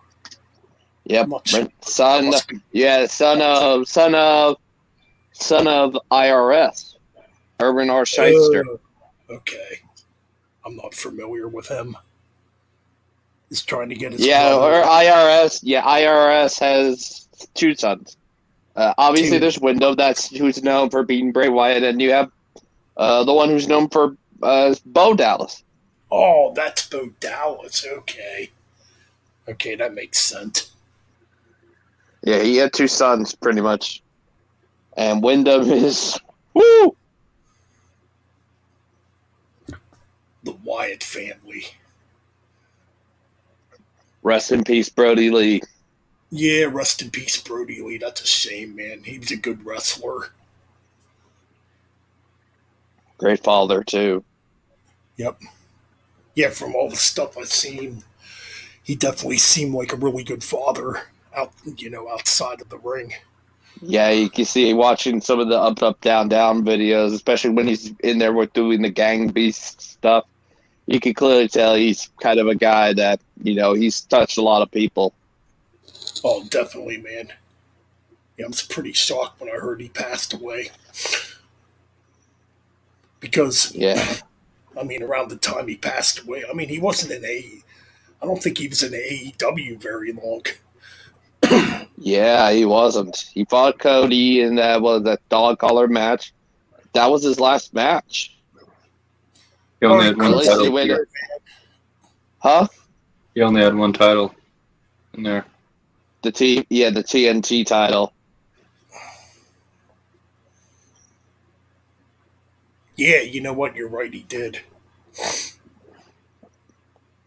I'll tell you what. He did. AEW's booking is fucking shit. Holy crap, it's bad. Yeah, it's gotten to the point of where I don't even want, because you got essentially the TBS champion is held by someone who is essentially greener than shit still. Mm-hmm. In Jade Cargill. I mean, yeah, cool personality, but her in-ring skills are just atrocious. Then you got a 52-year-old Chris Jericho as ROH champion, which... To be fair, the only reason is Tony Khan's getting ROH a TV deal, so they needed a bigger name to maybe help them draw. So that's the reason I think they gave it to Jericho. I'm hearing that is because ROH is getting a TV deal, pretty much. Very true. I mean, but who else would you give it to? You literally got, maybe Bryan Danielson. He might be a little bit bigger, and he could help bring in the ratings. And I'm like, you're going to have to find someone. You're either going to go with Bryan Danielson or you're going to go Jericho, pretty much. That's kind of my gripe with AEW, too. Somebody just mentioned it in the chat room. Yeah, their roster is way too big, and they're doing nothing with a good proportion of that roster, Yeah, there was to the point of where Malachi Black was asking for a release. Yep. And I heard rumors that it was granted conditional, but all that seems to be false. I mean, I don't want to see him go out of business, but if they keep doing the shit they're doing, they're going to go out of business. Yeah, especially the whole thing with All Out still kind of being fresh on everyone's mind. Right, because the stuff go ahead, I'm sorry. Yeah, I think the only good thing the only good grace that I can see them doing is this whole thing with MJF. I was going to say, he's like the saving grace right now of that company. Yeah, he's pretty much the guy who's going to keep him afloat. We don't know if he hasn't signed a contract with AEW yet, or if not, if they're playing it out till 2024, and they're going to have him, I think it's sooner rather than later, he's going to win the title. He's going to win the title. Yep, he's going to be champion. It's going to happen. I mean, he's mad over. Yeah, pretty much. Even as a heel, he is really over, more so over than Mox. Nothing against Mox, but it's just like Moxley.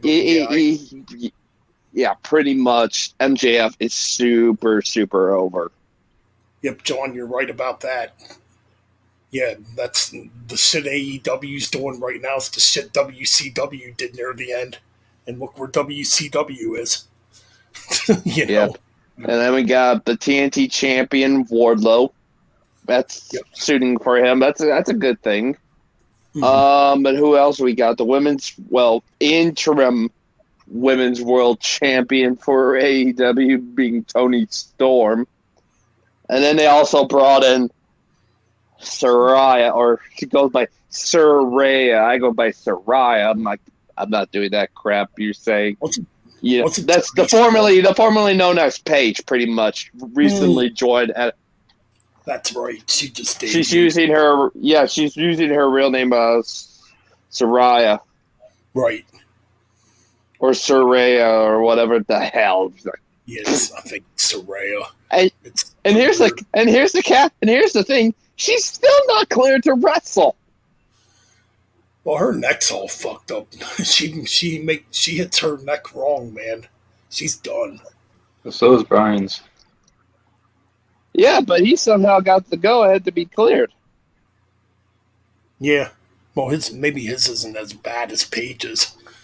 Yeah, and then you have Edge, who was the first one of all of those. He had that thing with the spine. He had to have a second surgery to the point where after that second surgery, he comes back. Yeah. Pretty much. I see somebody in the chat say earlier that Ric Flair wants to keep wrestling. Yeah, pretty much. I saw that too.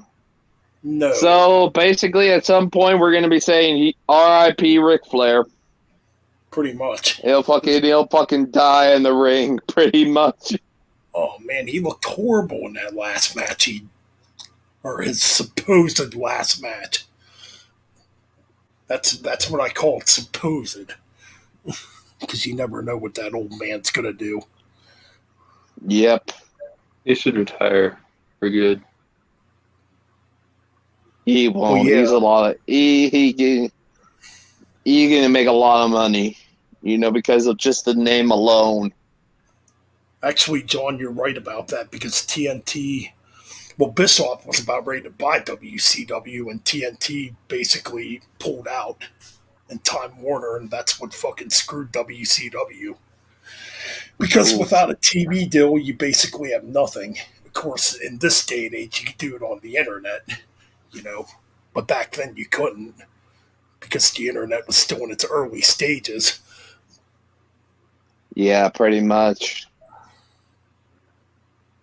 Yeah, that's probably what it is. Ric Flair needs a couple more paydays. He's fucking crazy, man. 70, I think he's going to be 74. I think at this point, if he's not going to be in the ring wrestling, if he's going to be in like a manager role, I wouldn't mind that. No. I would not mind that at all. Manage Andrade. Hell, go and be one of those that helps manage, La Facción Ingobernables with Rush and all that. Yeah, I wouldn't be against that. Only reason Ric Flair would be in that would be because of his son-in-law, Andrade. Yeah.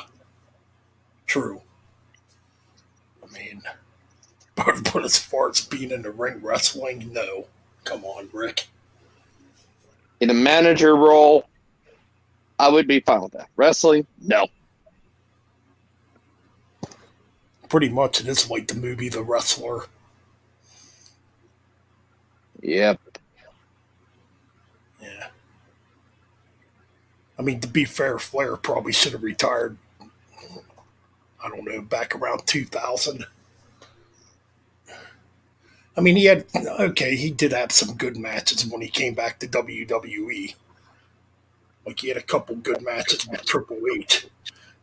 And, the match with Shawn Michaels at WrestleMania 24 was just... pretty much there is a difference between, say, Taker retiring and Ric Flair retiring. When Taker retires, it's obviously for health reasons. He can't... I remember he was doing with the Kevin Hart thing. He was doing that ice stuff thing with him. He basically, in my mind, I want to do it. In my heart, I still wanted to do it. but he said, but my body can't do what it used to do, pretty much. Right. That's the reason he's saying retired. He wants to continue. His heart and mind are continue, but it's his body that keeps telling him, don't. You'll tarnish your legacy even more. Yep. Plus, we all get older, and eventually the body breaks down. So. Yeah, pretty much, especially with Taker. He said he had he can't count how many injuries he's had. But surgery-wise, he has had upwards of either 17 or 18. Well, yeah, he was having to get operations just to knee replacement. I think something to do with his nose, broken ribs. He's had those kind of injuries. All kinds of stuff. It's crazy. Yeah, it's just a documentary about him. It's amazing what he's been through. Yeah, 30 years, and he's had during that time in the WWE, he's had even longer, upwards of 17 to 18 surgeries, and that's insane. For someone of his size, when he was like 6'10" at most, nearly 7 foot, to have that many surgeries, it's kind of insane. Kind of like Hulk Hogan and all those back surgeries. He became went from 6'8" to Jake the Snake Roberts basically said he went from that to 6'4". Yeah, pretty much. Yeah, he's not a giant. Yeah, he's no longer a giant human being. He's still a large human being, but he's not as big as what he once was. Right. I mean, he's still built for a 69-year-old man. But yeah, he still looks pretty damn good. I mean, but he's not that tall anymore. He's got to be in those mid to low 6 feet areas now. He's not as tall. Yeah, I don't even think he might not even be 6'4" anymore. I don't know. Yeah, I wouldn't be surprised if he's in the 6'3", 6'2", somewhere around there. Could be a possibility. Fucking Ric Flair was trying to get Hogan to wrestle a match again. There's no fucking way. Yeah, no, not even Hogan's possible. Done. There's no way. You can even tell with Jeff Jarrett, he can still go because considering before that match, he was refereeing in the WWE Tag Team title match. Yeah, so he went from refereeing Saturday at SummerSlam to wrestling the next night. Right. Totally. I mean, Sting's still wrestling too. Yeah, but at the very least, it's not in singles competition. It's usually when you see him wrestling, he knows he can't do the things he does. He's not a solo guy anymore. Right. He will be mostly most of his matches are mostly in tag matches. I mean, I don't mind him doing tag matches. I mean, he's more protected. It helps with it. Yeah, it works for him. I think at his age, he's not going to go out there and do singles matches all the damn time. Exactly. Yeah, because he's more protected. In a tag team match. Yeah, especially, you literally even in a one-on-one match, you might have a guy who might carry you, but Sting is getting up there in age, too. Buff Bagwell versus Flair? Buff Bagwell still wrestles? I don't know. Yeah, but no. That wouldn't be good at all. Yeah, it wouldn't. Eddie yeah, that's the reason with Sting. Yeah, but that's the reason for Sting is he just does tag matches. That's all he does. He rarely even does singles matches. Since he's come into AEW, all he does tag matches because it helps. He doesn't have to get in the ring as much. I mean, it looks like there might be one last Sting versus Great Muta match in Japan. But yeah, it's every so often you'll have the rare one-on-one Sting match. It's not real often. Yeah, since he's coming, it's every the occasion would have to be right. I could if made right, I could definitely see a Sting Darby Allin match at some point. But knowing that would just be I don't know. Sting's up there in age.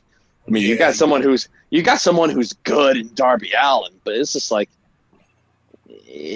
At best, it'll be a 3-star match or something like that. It wouldn't be that, or 2.5 or something like that. It wouldn't be a high caliber match because Sting can't do all the things he did back in the day. He's older now. Right.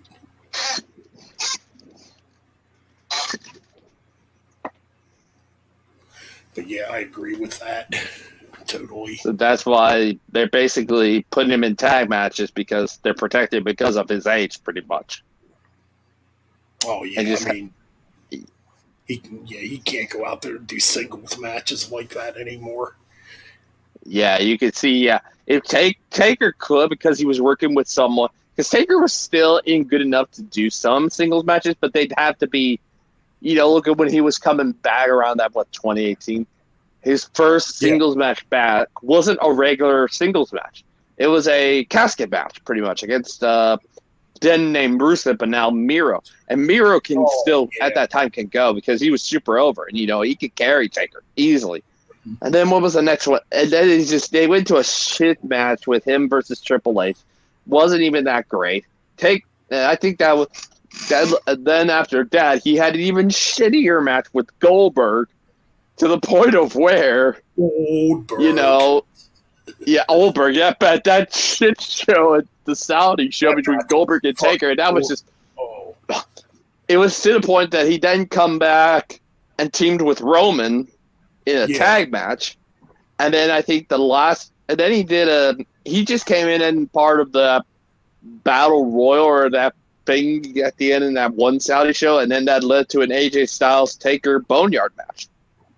Which I thought outside of those, that and since the last 2 years, his two best matches are pretty much in a nutshell. Number one's obviously the Boneyard match, hands down, and second best is pretty much his match with Miro in the casket match, pretty much. Yep, I almost forgot about that match. Yeah, the Boneyard match is full fucking fake. Fantastic. That match with Goldberg, holy crap, that was... that's... If I had to say the worst one, it'd probably be that one. Taker versus Goldberg. Yep. That just didn't... Why, I mean, I never saw the appeal of a Taker versus Goldberg match. I'm like... What is there? Other than the fact they both had undefeated streaks. Which that's all about whose undefeated streak was better. I don't know. To me, Goldberg's WWE matches have sucked. I can't think of one I like. I think since he did that return, I think I can only think of maybe one match that I thought was the best Goldberg match. And that was his match with Brock Lesnar at Survivor Series 2016. Basically the minute 26 second match. Oh. Basically, all that was Brock Lesnar tackles Goldberg into the corner. Goldberg shoves him. Spear, and then jackhammer. 1, 2, 3. There you go. That's the entire match right there. That's the best one of his. Yep, if I had to say, I guess, if I had to say one with a modern superstar, him versus Dolph. Dolph sold the hell out of those spears and jackhammers. It was just, but that's Dolph Ziggler. He's known to be kind of like a Shawn Michaels, pretty much. So he'll sell the hell out of that move. If I had to say one that is the most hated, there's only two that stand out, and both were for the Universal Championship. His first one with Kevin Owens. Obviously, because of the interference of Jericho, and that set up Owens versus Jericho for the U.S. title, which I think to myself, that should not have happened. Don't have Goldberg pin somebody who you're building up, pretty much. In my opinion, that match should have been Kevin Owens versus Sami Zayn. That would have made more sense because there's history between them. And then, obviously, just before the pandemic hit, his match with The Fiend. That was a complete and utter shit show, from what I heard. It had Goldberg winning it. Oh, Goldberg jeez. won both, but the one where he beat the Fiend was just garbage. Just no. Yeah, that sucked. And then when he had another, then some of the other matches he'd have 3 in last year. Yeah, he had 2 with Bobby Lashley, which I thought, okay, cool. And then he had one with Drew McIntyre for the WWE title. I'm like, oh shit, not again. Thankfully, Drew beat Goldberg. Thankfully. Right. But then his last match was earlier this year, Elimination Chamber against Roman. But that was only because their match in 2020 didn't happen because Roman backed out. So that was just, okay, to make up for the 2020 thing. Right. That's right. Because they were going to have a match at WrestleMania 36? I think Whatever 2020 was. Yeah, 36. But because of the whole COVID thing and obviously Roman backing up because he's immunocompromised, he backed out and they had to put Braun Strowman in. So that match was to make up for that. Right. Totally. Now I'm just trying to think back to Goldberg's first run at WWE in 2003. Man, I can't think of no memorable matches, even back then. Him versus Rock comes to mind. Yeah. The first meeting between Goldberg and Brock Lesnar was not that great. Oh, that was bad. They were both leaving the company at the time. They just didn't give a shit. The fans didn't even give a shit either, and they booed them. Oh yeah, they got booed out of the building pretty much.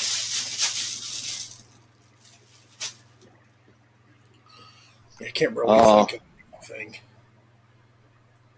I thought the Chamber match was controversial. The Chamber match at SummerSlam 03 was controversial. Should have been Goldberg winning that, but it was Hunter. Back when Triple H was burying everyone.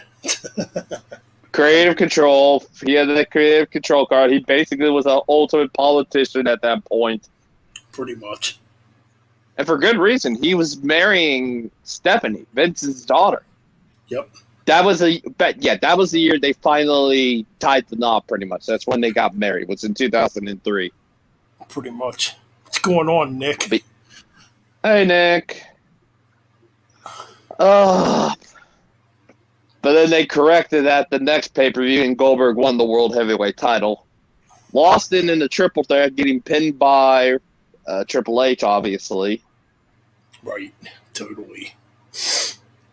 But it had Kane for some odd reason. I'm like, okay, why you include Kane?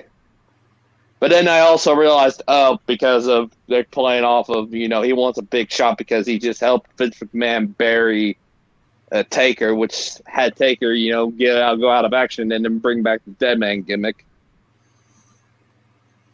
But yeah, those are the only things I could think of with Goldberg in 03.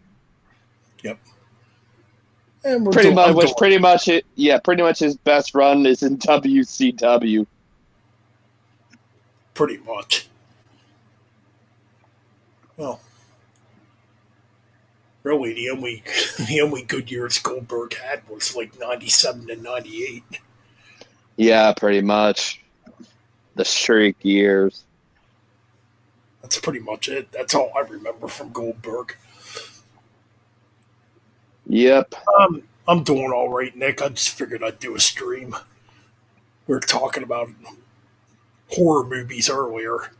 Yeah, metal-themed horror movies. Yep. But now we're just talking about whatever at this point. Yeah, random stuff. Yeah. That's pretty much it.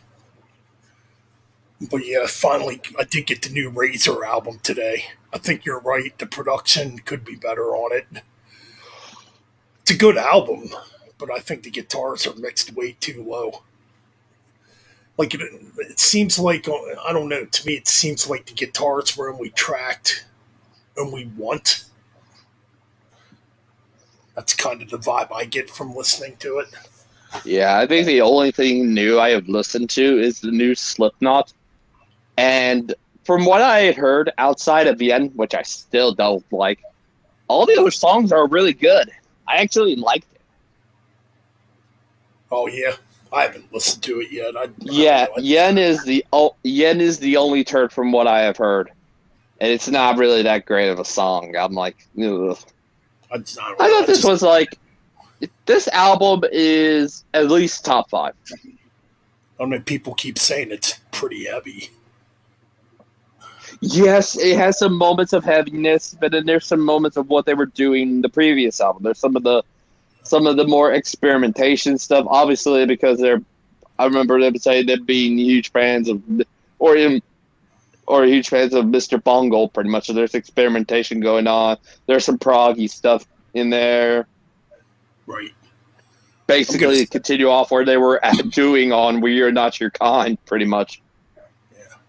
Yeah, I haven't listened to it yet. I'm gonna send Nick a link. Okay. It's in the chat, I think. Yep. Oh yeah, it is in the chat. Yeah, it's in the Metal Bastards Hangout chat. Nick. But yeah, I have it at least 5th, top 5 easily. It's a really good album. I ain't saying there's nothing special. I didn't say it's the worst thing in the world, but for what it is, I like the new Slipknot. I might think about getting it at some point. I just got to figure out which one of the band members I want to get. I was thinking of Craig. Yeah. I don't know. I just haven't had any desire to listen to it for whatever reasons. Fair enough. Yeah, I just think Slipknot's been soft.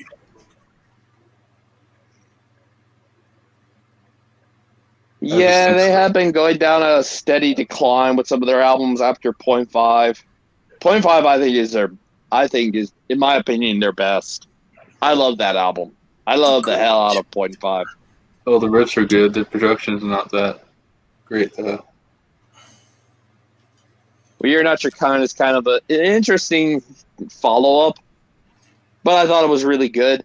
But I also realized, that's just going to be a placeholder until the new Tool comes out at that point, because thankfully, there's nothing outside of Devin Townsend in about a month after it, but by then I'm already done listening to the new Slipknot.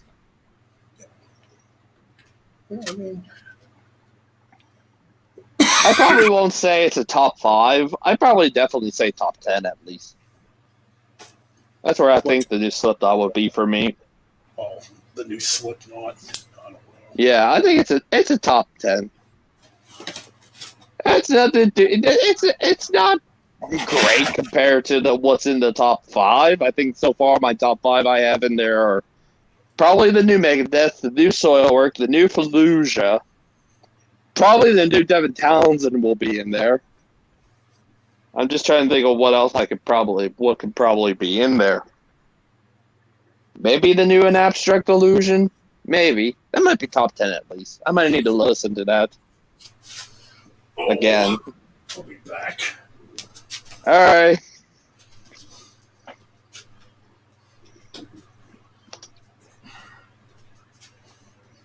Hopefully Nick will. Gee. Yeah, maybe Yeah.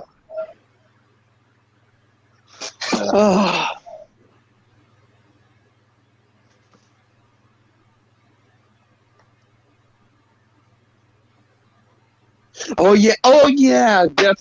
Probably. I gotta listen to that. I gotta listen to the new Porcupine Tree at some point. I need to listen to that one. That might be in there.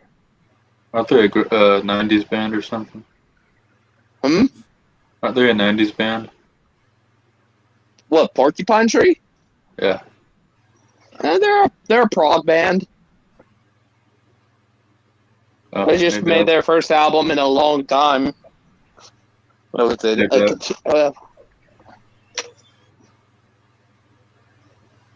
They made it earlier in, like, I think June. Oh. Woo! Welcome back, Ben. All right. Oh, we don't even know if Nick's in there in the waiting room. Nah, I don't see him yet. All right, fair enough. Yeah. Oh. Yeah, maybe I'll do a CD update video. I haven't done one in a while. Yeah, I need to start getting into. I need to start writing once again for Merciful Fate. Oh yeah. Which I have decided that you should definitely keep it on here. We should just definitely keep it on here. I'll figure out a way to get it. All right. I mean, yeah, we can Because do that. it was literally my decision. If I was like, yeah, do it on mine. I was thinking on it. But I'm like, it's a little bit better on it if we did it here. Oh yeah, it doesn't matter to me. Yeah. I got the new Iron Maiden album. Another? Oh yeah, you got Sujutsu. I got that too. I pretty much got all studio albums of Iron Maiden. Yeah. Oh, there he is. What's up, Nick? Hey, Nick. It's just up and going through music, finishing up shit for another collection update and another thing I'm working on. Cool. Yeah. What you guys getting into? Yeah, not much. I've just been about to listen to maybe do Merciful Fate because we're going to be doing Merciful Fate near the end of the month, so I got to get back to listen to that because it's been so long since I've listened to all of Merciful Fate's albums. Nice. I might be doing Atheist with yeah. Nice. I mean, all four of those albums were pretty fun to go over. Those first two were just fucking god tier. Oh, I've heard them. Oh my god. Oh. But yeah, I don't know. Just been kind of keeping busy with shit and took a break from shows for a little bit. Fucking feet hurt. And, yeah, the next one I have is Wednesday. When I have a flyer. Yeah, I missed. Yeah, Sunday I missed Full of Hell, but yeah, Full of Hell and was it Blood Incantation, Vermin Womb, and Mortuous. But the 13th, I might head up to Detroit to go see Revocation, Christian. Man. Ooh. Yeah, and then November, same place. Yeah, I've held on to this flyer for a reason. Genocide Pact and Nomos, and then another show is Exhumed. Nice. Yeah, but new Slipknot. I liked it. I was kind of surprised because I didn't like the last one, but this new one, I know. I think Mick Thompson did a good chunk of the riff writing because. Yeah, that surprised me. I like Hive Mind a lot. Yeah, I've looked at it. I look at Mick. I'm like, he's a lot slimmer now because he used to be such a big, beefy guy. He'd like, whoa, Mick slimmed down. What the hell? He's lost some weight, but he's a big boy. He's like, yeah, he's still big, but he's not as, what's the word, chunky as he used to be back in the day. He was so chunky in some albums, especially like I think 0.5 and All Hope Is Gone, which I don't like. I mean, maybe he hit the weight room. I don't know, man. He looks like he does. He's just this big, imposing fucking figure, and yeah, he's like Ben, but then all of a sudden he got holy crap, he got He looks like much more muscular, and I'm like, what? Yeah, like I said, he's usually like he's usually the scariest dude on the stage for Slipknot. I mean, everyone's like, yeah, I mean, that guy's got a creepy mask, but that dude looks like he could break me in half. Yeah, I'm like, he's had the same mask since Iowa. No, since the first album, he had the same mask then too. He just painted it differently. Yeah, but I have the album, but it's like seeing all the cover stuff. I'm like, doesn't look like the metal masking or something like that. Like No, when I first saw him have the metal looking mask was on Iowa, so he has not changed his look since Iowa. I mean, he hasn't had to. It's like, nah. Yeah, Like, it's just a simple look. Yeah, it's like you know what you're getting with a Mick Thompson mask. It's look like menacing, foreboding. It's like Jason or something, or a Michael Myers type mask. It's supposed to be like intimidating. Yeah. Like this is the kind of mask I'm like someone who's gonna beat the shit out of you. Yeah.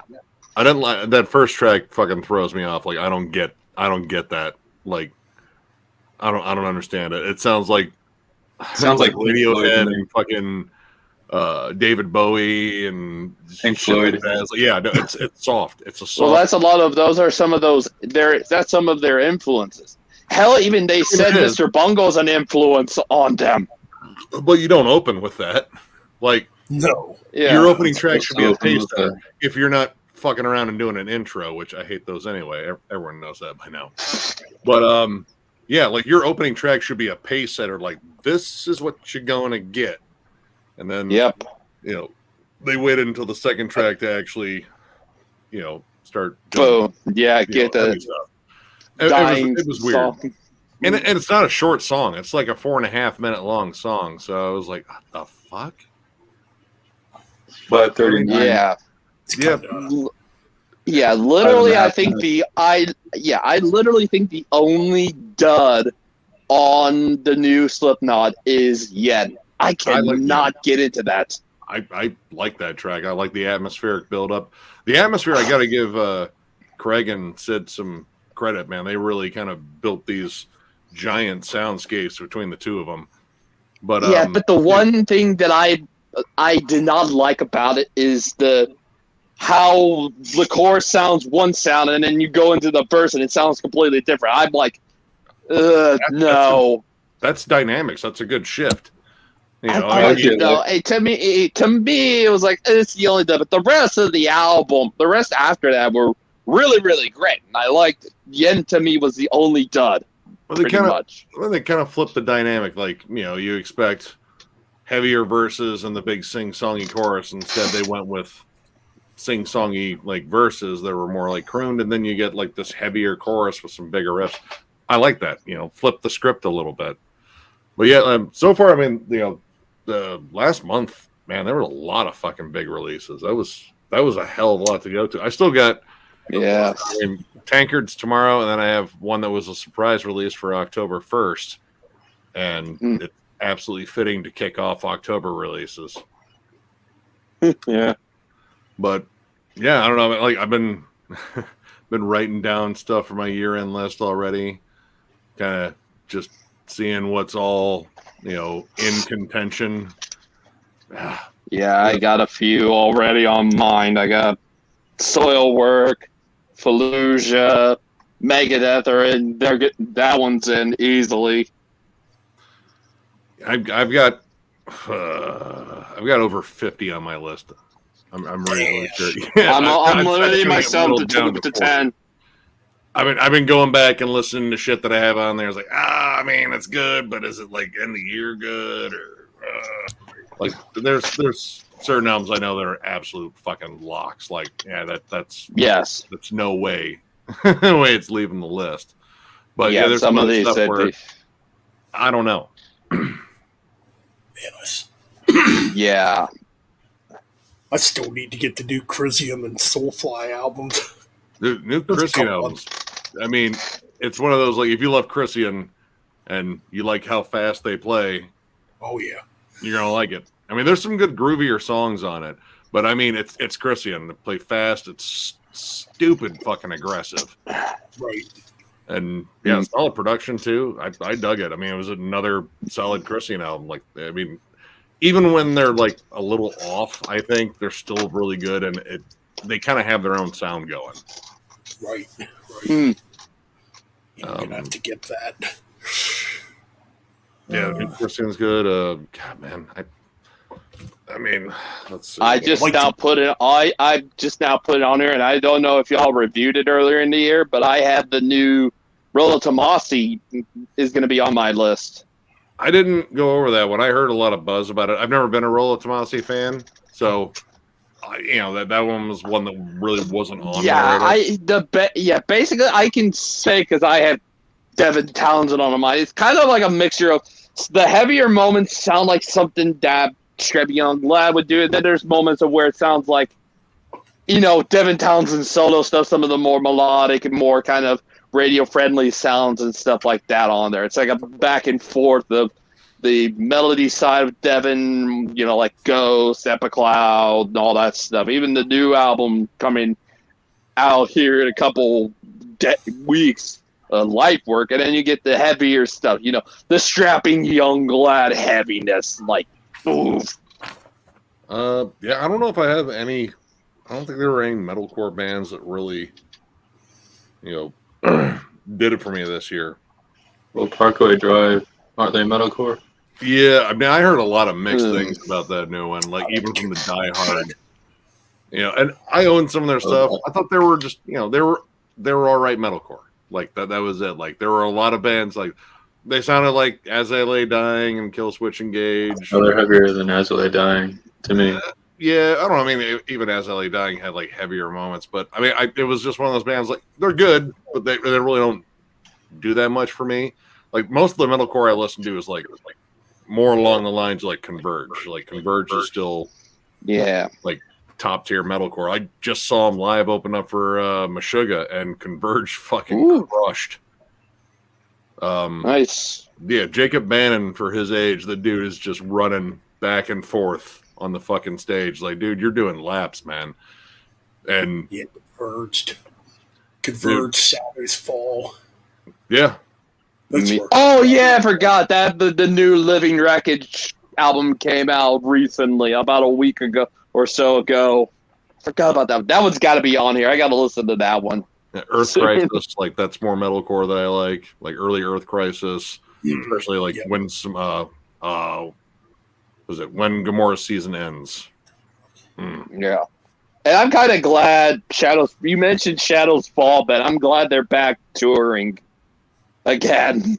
I wouldn't mind hearing them do another album. It's just me too.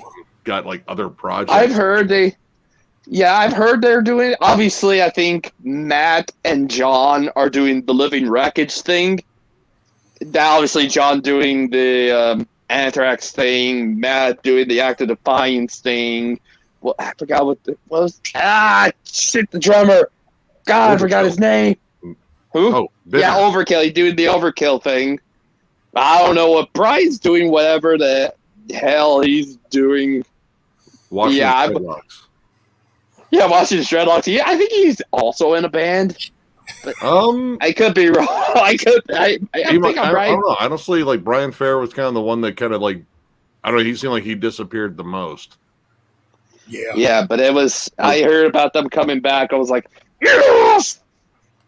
Isn't John Dene in the Anthrax? Yeah, he's their lead. Yeah, he's with Anthrax, and like I said, Matt Balkin and John have a band called Living Wreckage. They just put out their self-titled debut. I even have their debut EP, One Foot in the Grave.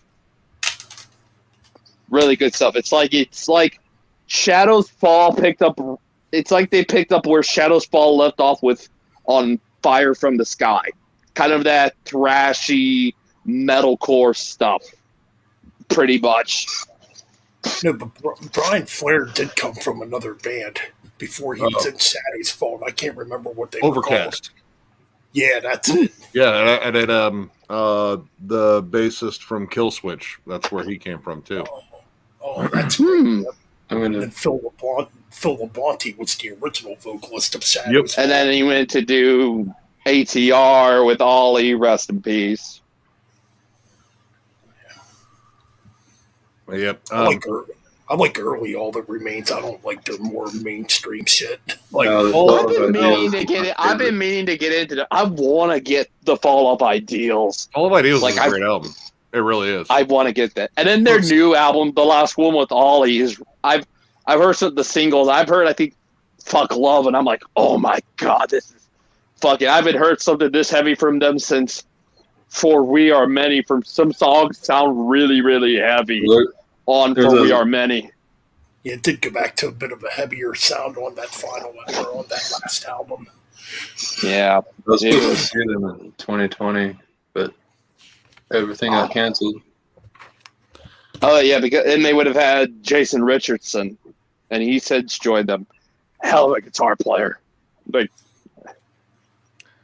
Ollie praised the hell out of Jason Richardson. Yeah, most of this year, man, there's been a lot of like interesting underground bands that have popped up that I've really enjoyed. I mean, there's I might even have one non-metal one on there too. Oh wow! Yeah, well, I think usually most of my stuff is. I had a Gangastron last year, so.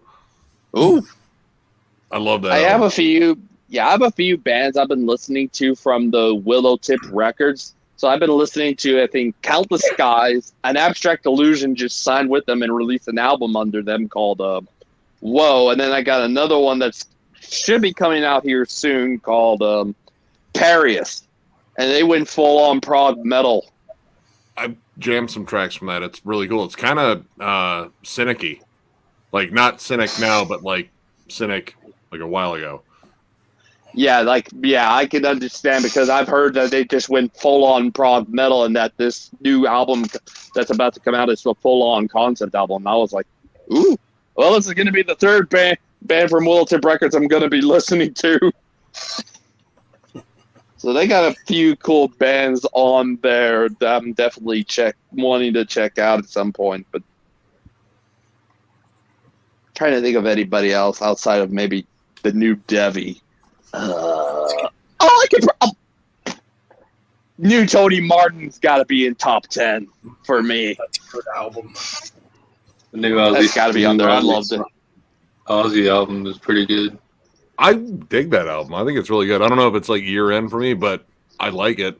And that album keeps growing on me more. Like I enjoy it more with each listen.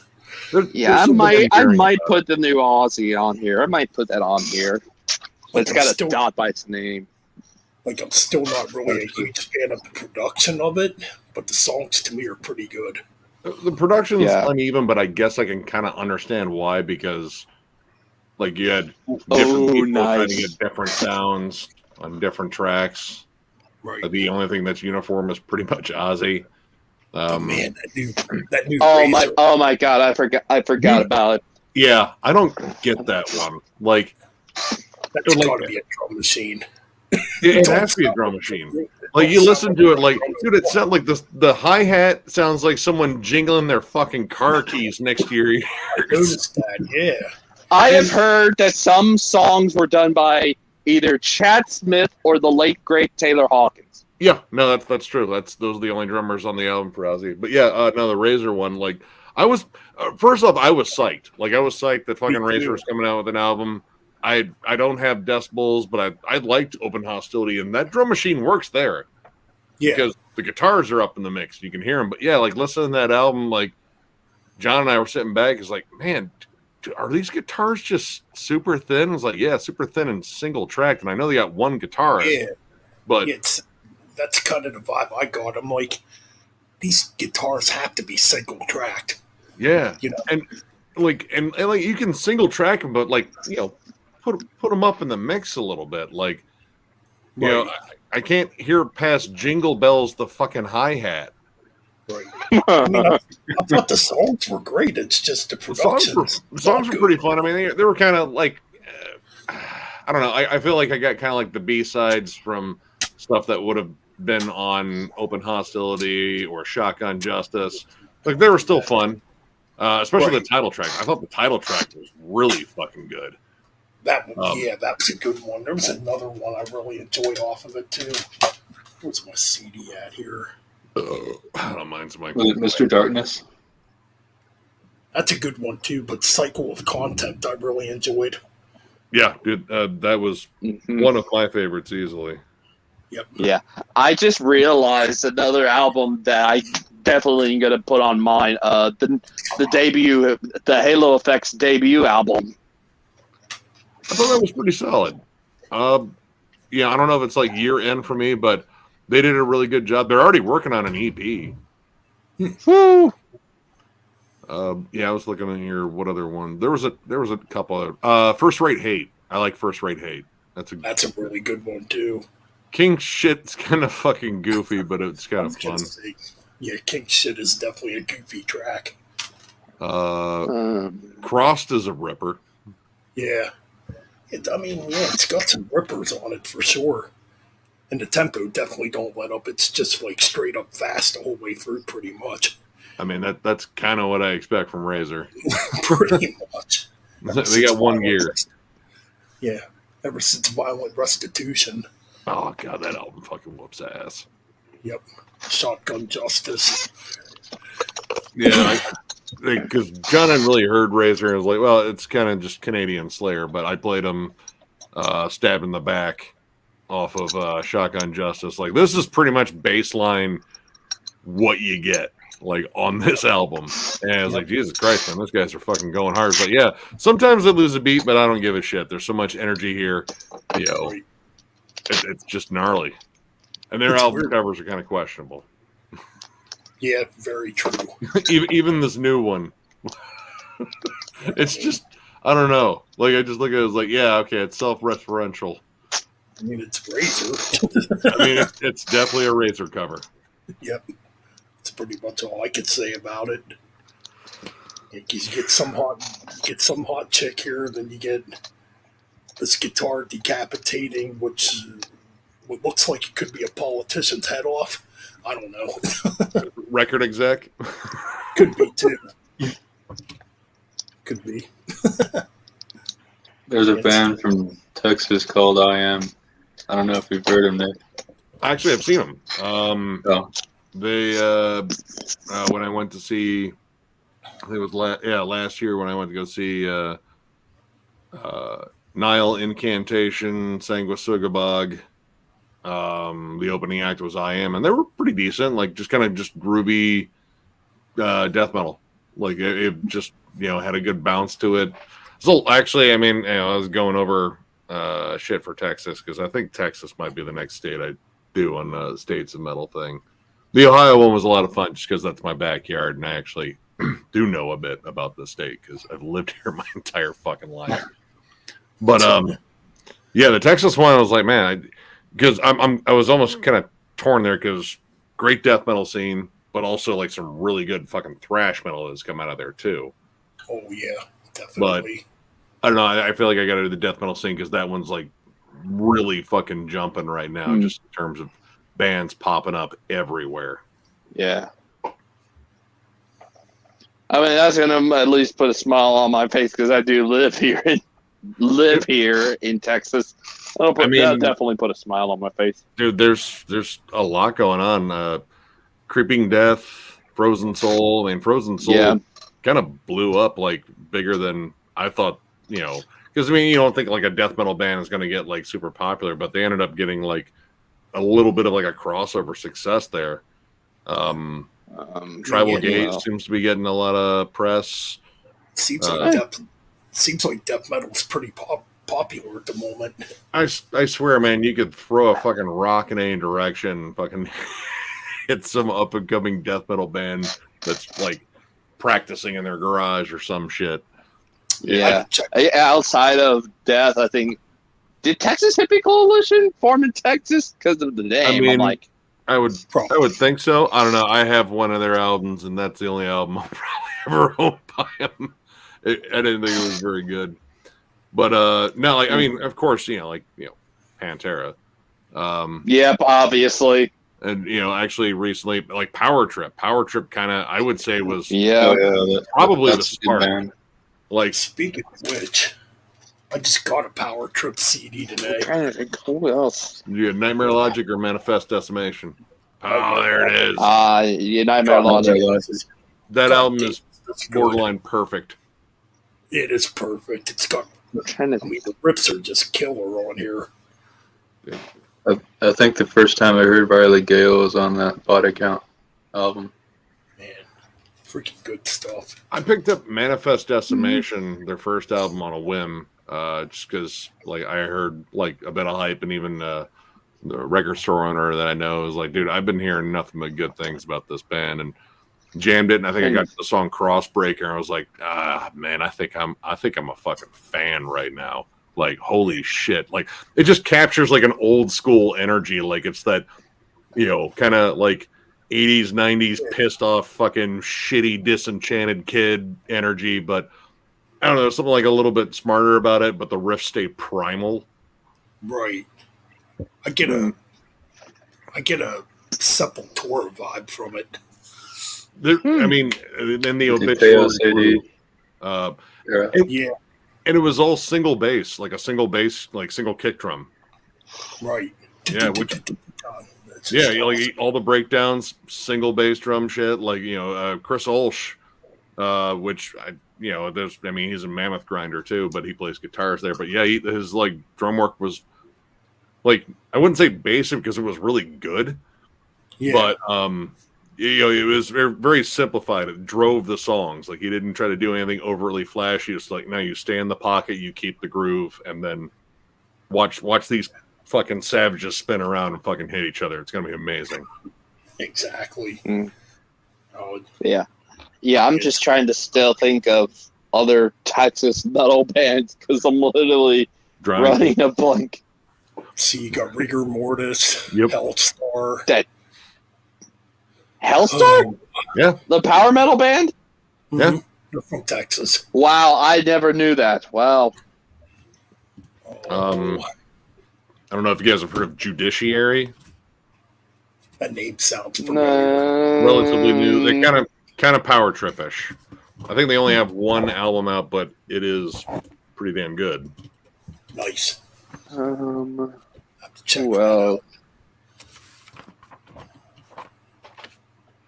Shoot. Actually, have you ever heard of Iron Age? That name sounds familiar. They only had 2 albums, but that's the band that Riley cited as his main influence. They were like an early 2000s thrash metal. I don't know, they were thrash metal, but they kind of sounded doomy too at the same time. But they only put out 2 albums, and then they broke up, and then I believe a couple of members actually died in that band too. Not a great history, unfortunately, but I think it's what's called The Sleeping Eye. If you can find that album, oh my god, dude! You can literally listen to it. It's like, oh yeah, I can totally hear where Power Trip got inspiration, because they were like an underground favorite there for a while. Iron Age. Devastation. Yeah, Devastation. I mean, minus their first album, like that's not a good album. But their other 2 albums, especially the last one, Idolatry. Not good. No. Idolatry is amazing. Oh, is it? It's their first album's really, really rough.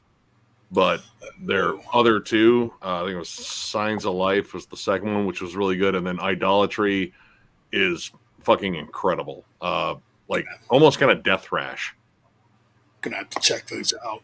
Oh, I would 100% guarantee you would dig it, Ben. Like, it's just that aggressive 90s style thrash metal. Oh, nice. Yeah, like yeah, I can understand that first album because it's growing pains pretty much. You're learning to do things pretty much. I mean, they were young, and yeah. But in terms of like improvement between 2 albums, monstrous. Because Signs of Life was really good. Like, honestly, it sounded like a completely different band.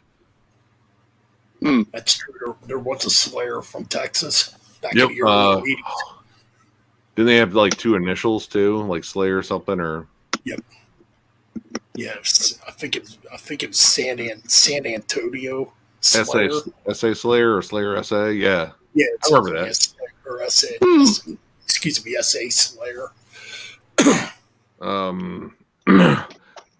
interesting one. I don't know, they were only like death metal for a little bit, and then they kind of sold the fuck out.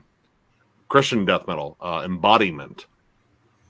Oh, yeah, I've heard that name before. Their debut album was absolutely killer. Like lots of syncopated chugging, kind of like Decapitated, and like way more brutal than you'd think like Christian death metal would be. Because I would say it's like even like a step above like Mortification. But they were like late '90s, and then after that they kind of shifted to more metalcore, and then they went full on like alternative metal, and it just didn't quite work. It was like, I mean, it was good for what it was, but what it was like, man, like. Really? This versus what you were doing? Probably trying to cash in.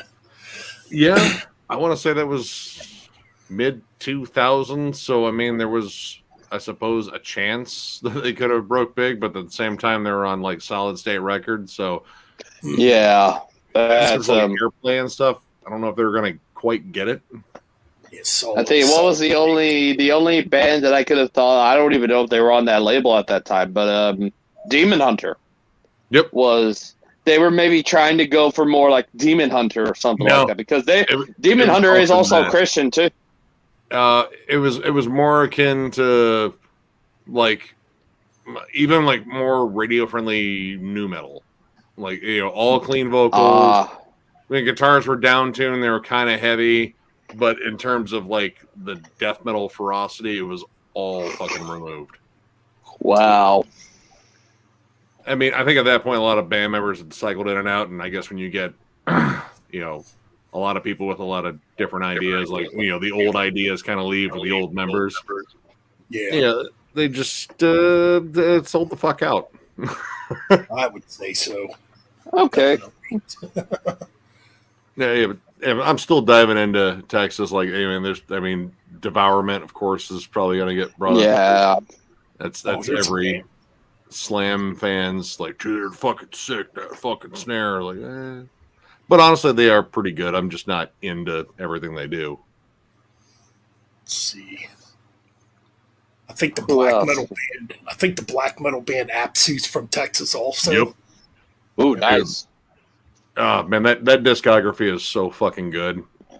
Any prog bands from Texas? Shoot.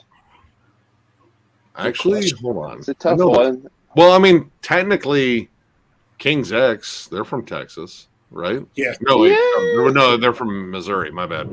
Oh, that's Galactic Cowboys, I think, might be from Texas. I can't remember. Oh, yeah, I've heard of that name. I got a couple of their CDs. I got all of them now, I think. Actually, I got like 3 of their albums. Actually, wait a minute, hold on.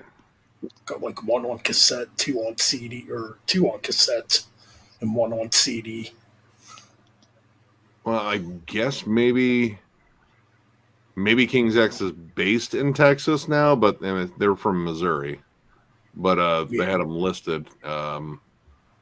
Watchtower. Oh yeah, Watchtower. Yeah. Oceans of Slumber.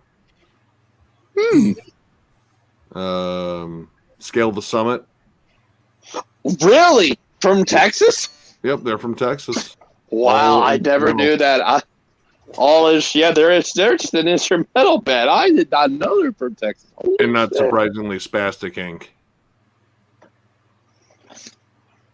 What about Skeletal Remains? They're from California. Wait, no, okay, I was thinking of Scatter Remains. Like, they're from Texas. But that's like brutal death metal. Yeah. Still Remains, they're from Cali. Well, I mean, at least Chris, the main guy, is, I think, I know, because we actually talked to Pierce a lot, the drummer. He's from Portland. He plays in a fair amount of, like, Portland death metal and, like, black and death metal bands. Dude's a sick fucking drummer. Nice. He's actually in, I don't know if you've heard Torture Rack. Torture Rack's some pretty gnarly caveman death metal. It's just pure unga bunga. Just the sound of the name. That's like, gotta chuckle out of me hearing the name.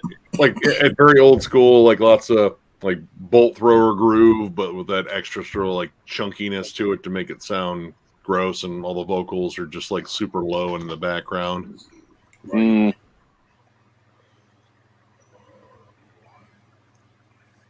It's like, nah, I think Texas will be a fun one to go over. I don't know. Yeah. There's, Yeah, I do want to do some other stuff besides death metal, but death metal is sort of a big thing, and I mean, it seems like I'll basically, after that one, the only other one I'll probably look forward to is Illinois. I mean, you'll be surprised. I think I'm gonna try to find stuff in every state if I can. I found one Hawaiian band finally. Oh wow, nice. I mean, they're relatively I new, think but I guess there were a couple of other bands. But, I think to myself a few. I only maybe know maybe a handful of bands from Illinois. Disturbed, Mudvayne from my hometown. Another one from my hometown. I think they were just like a hard rock kind of metal band. Mindset Evolution. Shit. They're from there. There were some bands I saw in the Heart of Illinois Fest. You got a lot of remember bands. Dude, Ministry originally started in Chicago. Ministry, yep. Broken Hope. Yeah. God, what other ones? I know there's some other ones. Even in rock, REO Speedwagon's from Illinois. Cheap Trick from Rockford. Oh yeah, Cheap Trick. Yeah, Cheap Trick. Yeah. Styx. I think where's Styx from Illinois? They're from like West Virginia or something. I thought they were from Illinois. Illinois, Cyanide. Oh. Yeah, Cyanide is from Illinois. Another like Chicago death metal band.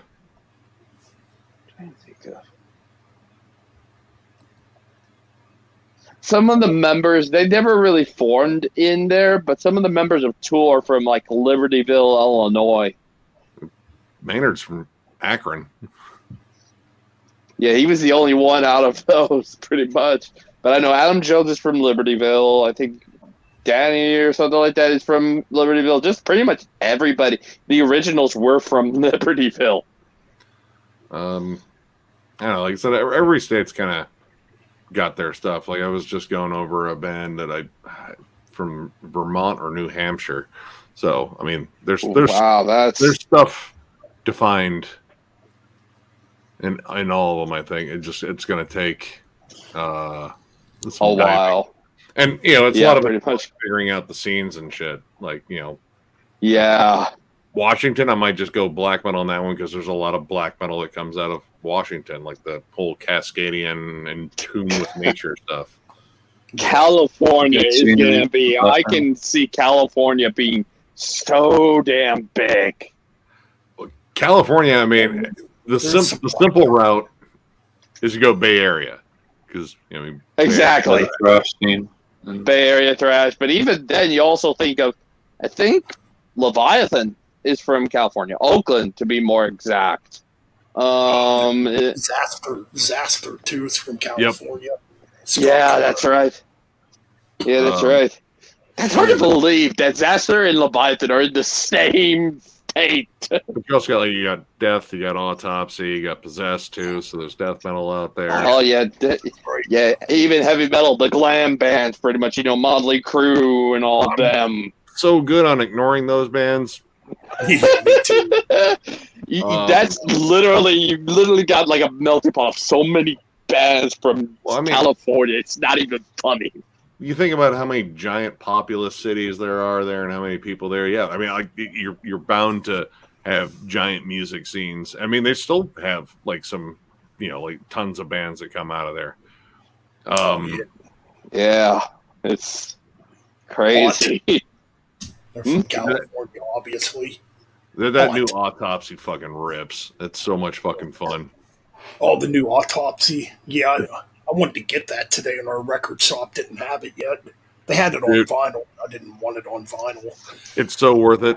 It's like it's a pure throwback. Like, and honestly, it kind of sits between Severed Survival and Mental Funeral. Like it still has the Death Doom sections.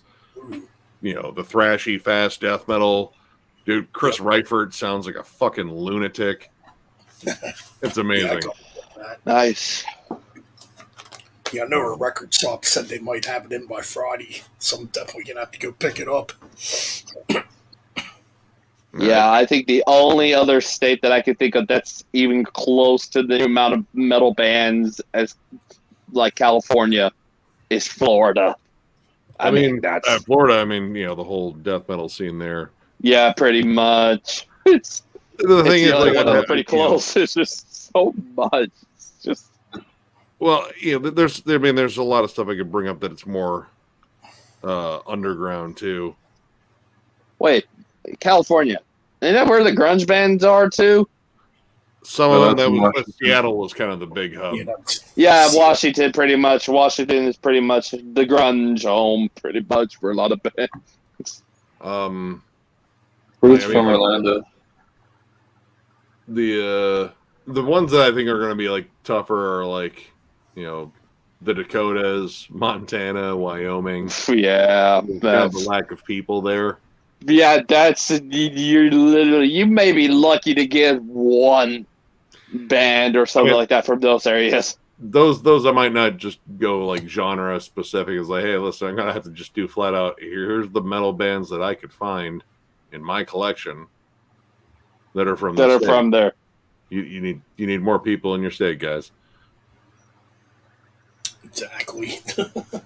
New York, you can go full on death metal there too. You can go hardcore too. That was a huge hub for hardcore, thrash, death. Same with Maryland/DC. We kind of combine those two. And New Jersey, we could put New Jersey in with the New York area too. Well, I do New Jersey separately, but I don't know because they have a good death metal scene. There's a good thrash metal scene there too. Yeah, Overkill's from there. Well, you're Pennsylvania. I know some really good death metal bands from Pennsylvania. Incantation. Yeah, that's true. Incantation. That's one to always be fucking proud of. Oh yeah, big time. God. I know Black Crown Initiate. They're Rivers of Nile from Pennsylvania. Oh, nice. I saw them with Black Dahlia Murder. Same. That was. Where are they from? Where Black Dahlia from? Detroit. Really, Michigan? Wow. Oh yeah, Detroit. The Michigan. I don't know. Michigan can go a lot. It's gonna be crazy. Too. That's a lot of bands too. For as awful as Detroit is, it's not that bad, but it's not great. A lot of bands, a lot of really good bands coming up there. Yeah, pretty much. It's just trying to think of some other bands from other states. It's just so tough to think of. What I did was kind of start with where I thought scenes really were. Of course, like Florida and the Bay Area, stuff like that. Like Portland, Oregon, right now is like kind of a death metal hub too. New York, had a good death metal and thrash metal scene. You can even go Illinois. Basically, some states in the Midwest are pretty much the new metal area, pretty much. So Illinois, Mudvayne, Disturbed. There's some other bands I'm probably not sure. Iowa, obviously, Slipknot. Well, but in terms of like scenes where there was there was a whole bunch of bands that seemed to be like working together within a closed area. Right now, I would say Cleveland here is kind of a scene where there's a bunch of up and coming bands that constantly tour with one another, and there's sort of a scene where they're all supporting one another. You really didn't get that much with the new metal scene. They were all spread out. They were in the good chunk of them were in the Midwest area, with the exception of probably Korn from California. But a good chunk of them, I would say, were in the Midwest, pretty much. But again, it really wasn't like a scene. It was bands that were popping up in the area. Yeah, pretty much. I think it's Massachusetts. I think it's Massachusetts. That's the metalcore, the popular metalcore, pretty much, basically. All the big ones that I think of outside of, I think, As I Lay Dying, who I think are from California. San Diego. But I think, All That Remains, Shadows Fall, and Killswitch were all from the Massachusetts area. Yeah. I mean, Connecticut was Haybreed. I think Converge. Yeah, that's a hardcore. The better, the bigger, the more heavier metalcore, pretty much. I can't remember where Converge was from. Were they from Boston too? If they were, that's to be surprising that one of the they're from founders. Salem. Oh, they're from Massachusetts. Holy, nice. I mean, I think Cave-In started there too. Like that whole scene. That was started off as like a a nice underground thing, and then I would have to say like it was probably Killswitch that broke it big first. Yeah, pretty much. And then you got the bands of like Shadows Fall and All That Remains started getting big as well. Let's see. Earth Crisis was from Syracuse, so they were New York. Oh yeah, Crisis. Now there was a whole bunch of bands that popped up. Like if I was, like Massachusetts might be metalcore just because that was like the big. Hell, they even had the New England Metal and Hardcore Fest there. Like, if I had to pinpoint the one state that I think new metal would be, it'd be Illinois. Just the thought of it, to pinpoint where the one state is, or I don't know what the one state would be. Is it either Illinois or is it Iowa or is it, it's just, I don't know where. I mean, Illinois, like I got enough like underground stuff. Like, I mean, Illinois is also like the home of like Doom too. Like that's Trouble's town. Oh yeah, they're a Chicago band. Yep. I mean, Maryland, you could even say was kind of doomy too, because I mean you had the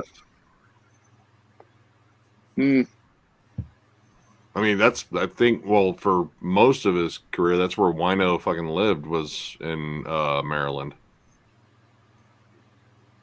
Yeah, I think so. Yeah, I don't know. It's a fun challenge to try to tie it together, and I try to mix in old bands and new bands, but some of the old bands I don't have like some of their early releases. Oh yeah.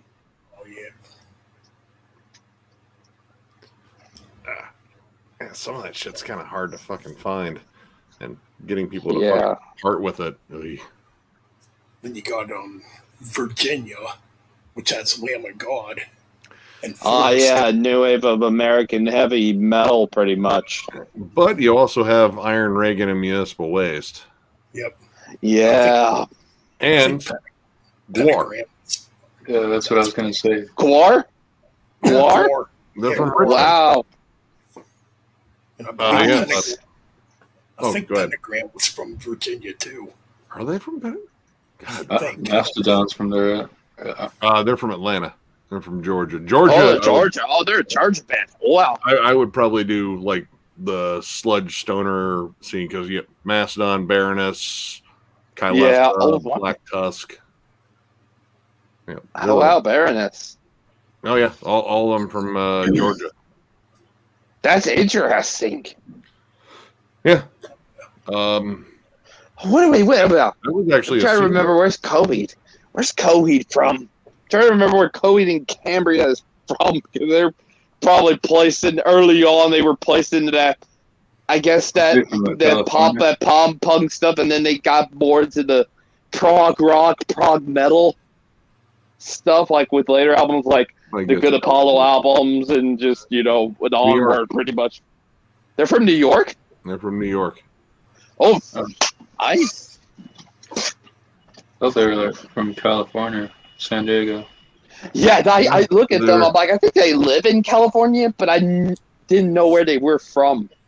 From Nyack, New York. NY Nyack, New York. Wow. Yeah.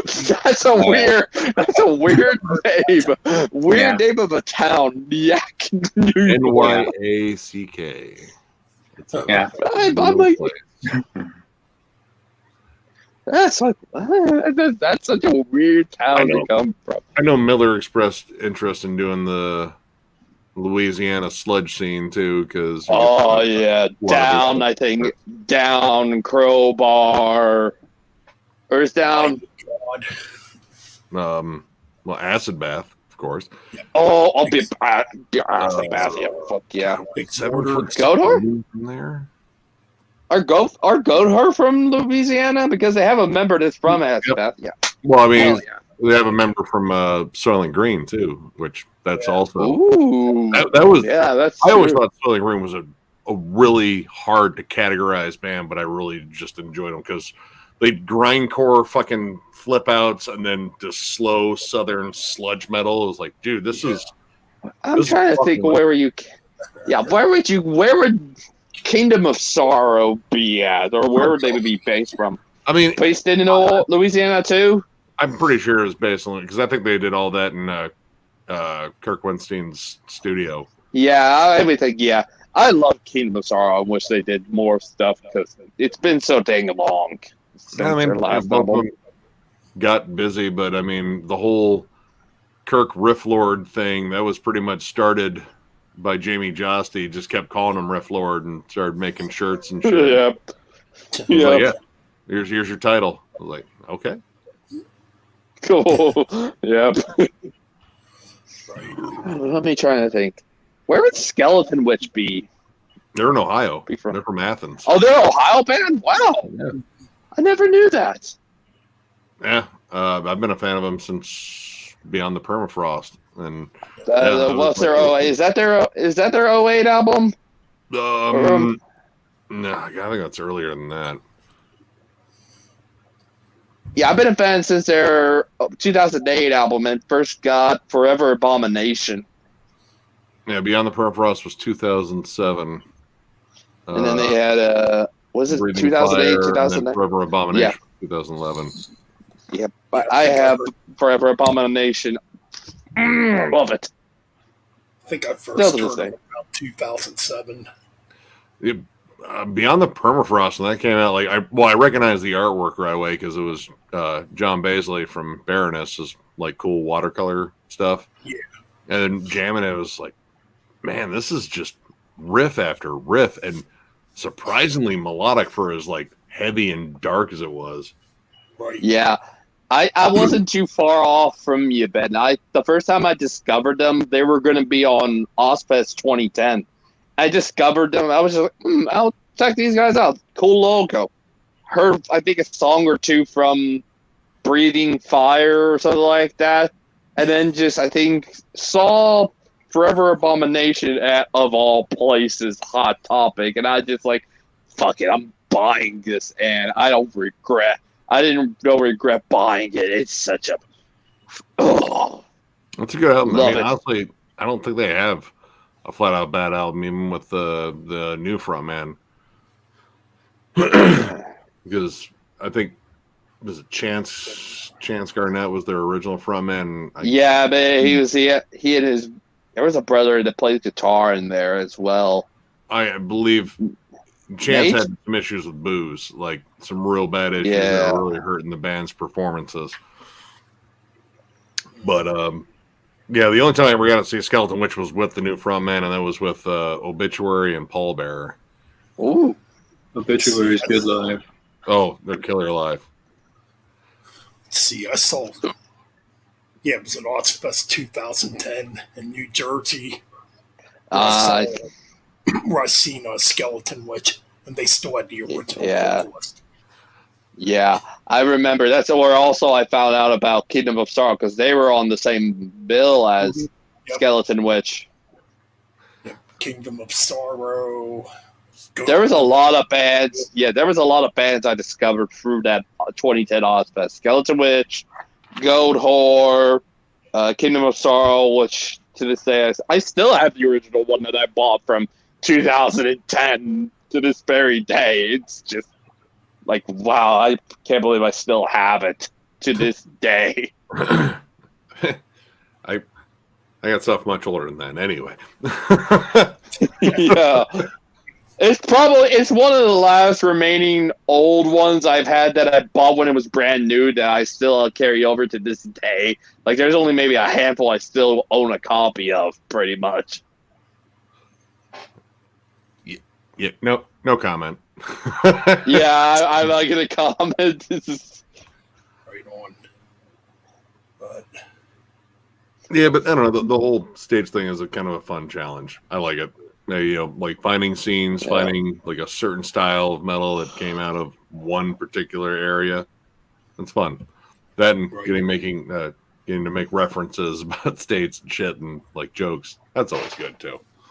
heck yeah. Sounds like a good topic.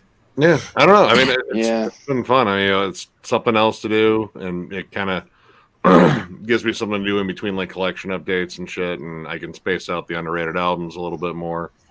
Yeah. I remember Marty Worm was doing something like that. He was doing the Midwest, and I was so looking forward to when they got to Illinois. That when they got to Illinois, I was like, yes, finally. Get to talk about some Illinois bands. Was just like super excited because it was like in the region where I grew up in pretty much. I mean, yeah, it's cool hearing about like bands from the area too. Like, I mean, Ohio death metal, I really didn't realize was that much of a thing, and it was for like a little bit in the '90s, and then it just kind of died off because, well, I mean, metal in general kind of died off in the '90s. But yeah, like the whole like 200 stab wounds fucking springing up and Sugabog, like it seems like it's reignited stuff, and there's a lot of bands that I didn't get a chance to bring up on that first one. Because I mean, like going to shows here in Ohio, like there's a whole bunch of like local bands that fucking open up that do some really cool shit, and just ones that are still kind of way in the underground. But and the dudes over, I don't know if you follow the Magma Chamber, another YouTube channel, 2 dudes from Texas, solid dude. There's like, we have this sort of ongoing like kind of like fun competition, like who states got the heavier death metal. It's like, I don't know, man, you guys got Frozen Soul and Creeping Death and shit like that. It's like, we got 200 stab wounds though. And 207 one's fucking up. That's a tough one. Yeah, that's a tough one. And Mutilation Barbecue, I think, is a great up and coming band. But yeah, it's just this fun little banter. That's why I kind of wanted to do Texas next. I was like, all right, you guys are put on notice. That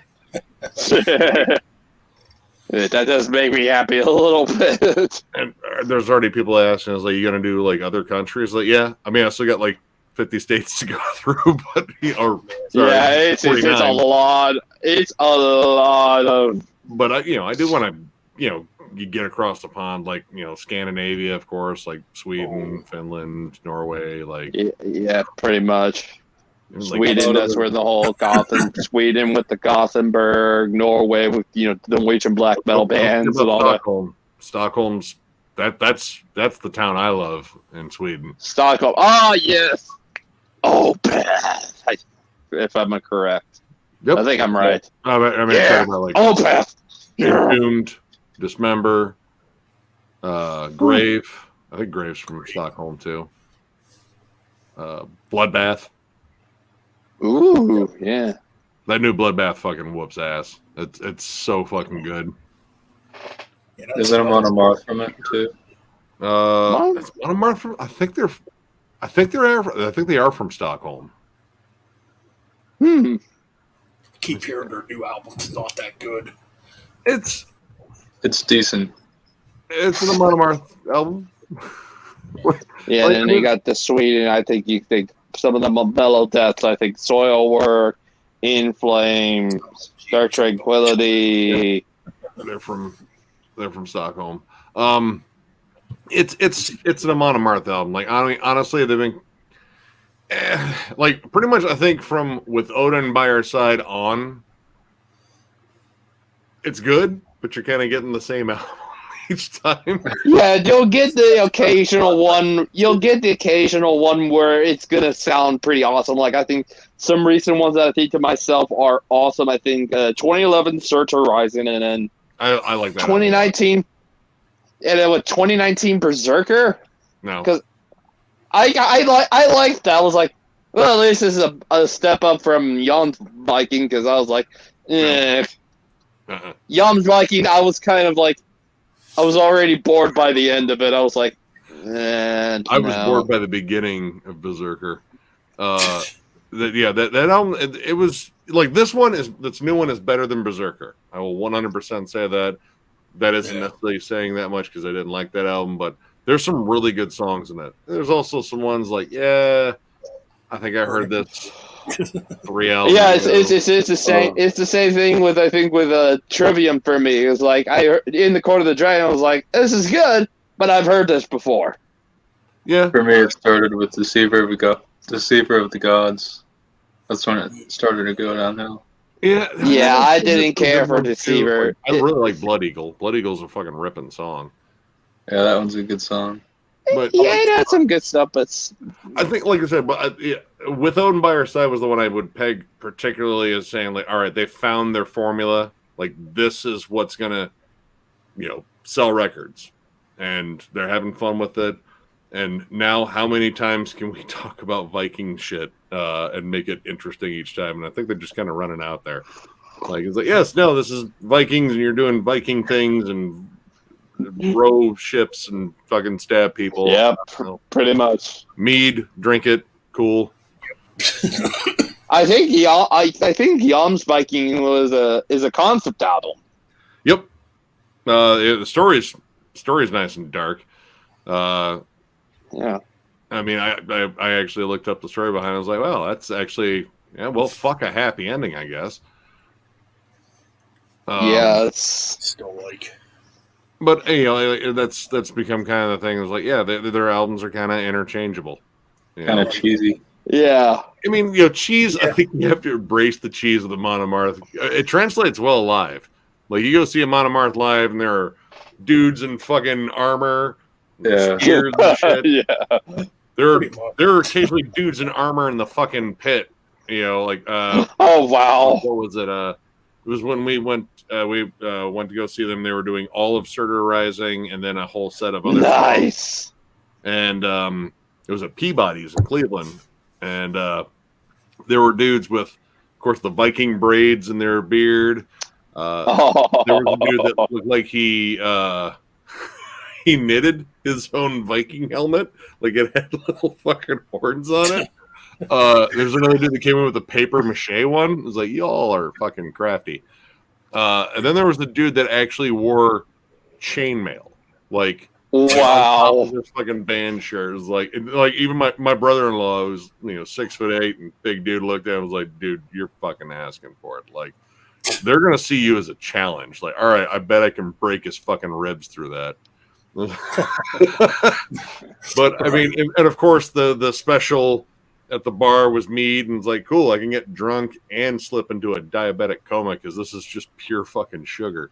Yes. But I mean, it's fun. Like, they have this sort of like whole thing. Johan Haig is a great frontman. Like, he engages the audience. His growls are. Yeah, he's got solid growls. Like, honestly, I wouldn't mind hearing him do like a more like flat out like just straight up death metal project versus like a melodic death metal project, because he's got the vocals for it. Yeah, and again, like that commanding stage presence. But Monomarth is fun. And do you need every album? Maybe not. Do I have every album? Get a few albums from them. I have, I think, Surtur Rising. I do. It's more probably a personal taste because I like Berserker.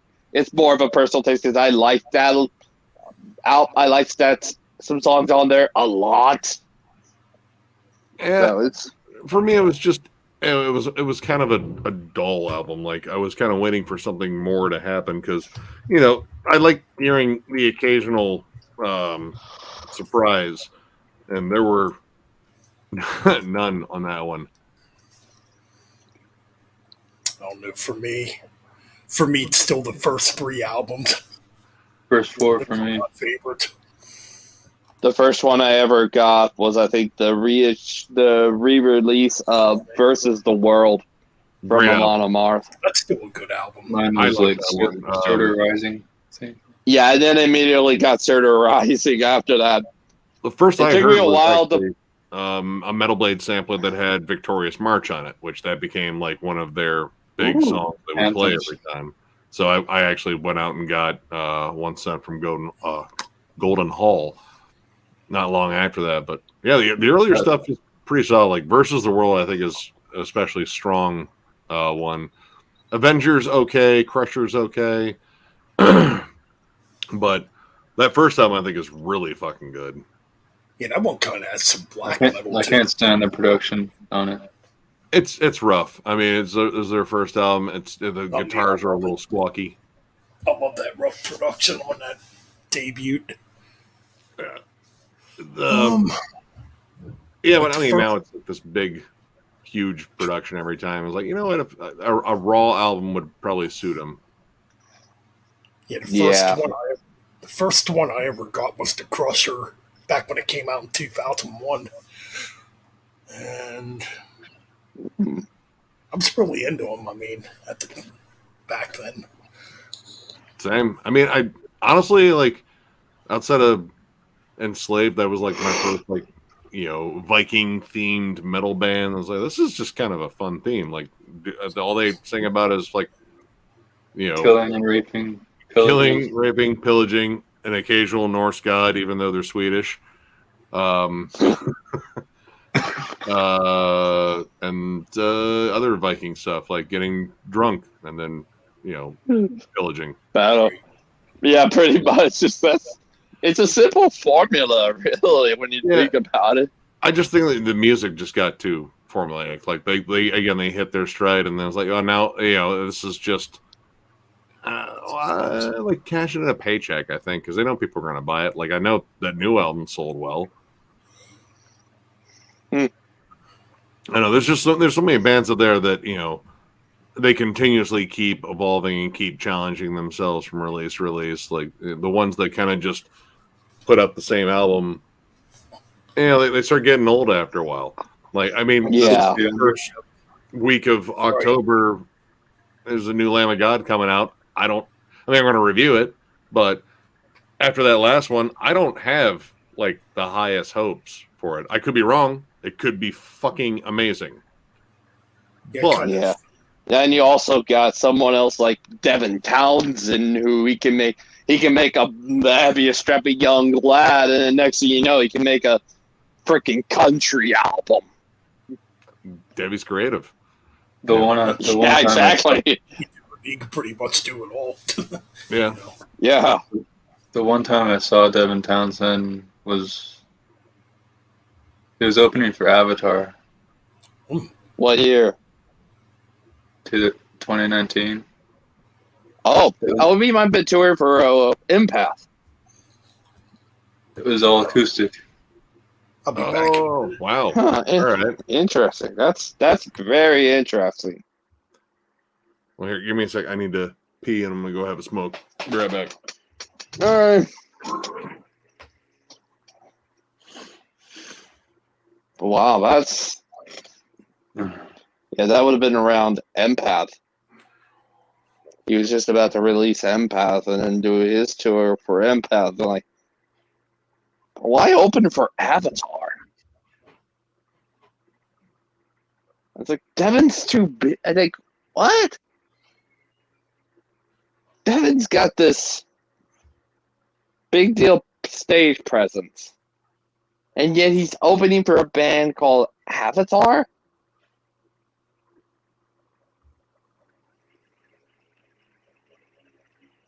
Huh. Okay. I don't get it. Yeah, opening for a band that I barely knew. Right, it might be cool, but like, all right. Well, Debbie's opening for this, so let's check these guys out.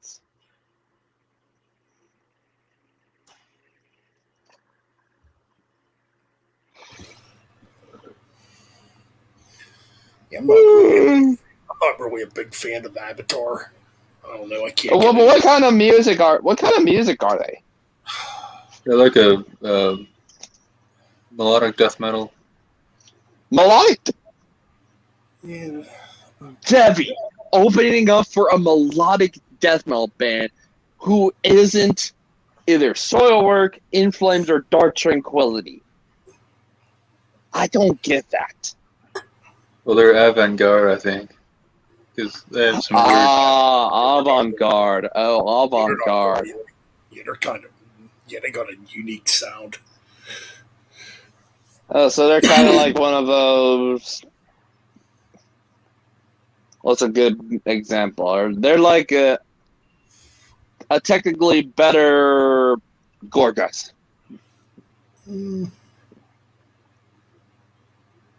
Because they're the closest one that I can think of that is a death metal band. Especially with Obscura. Ugh.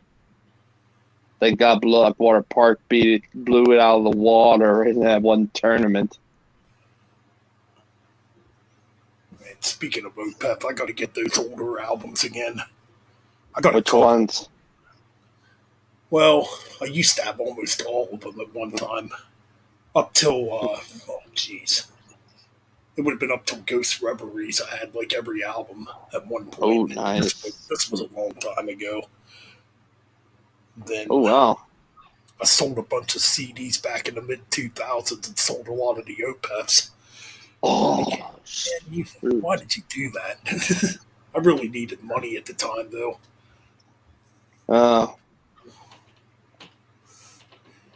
And, yeah, that's pretty much that story.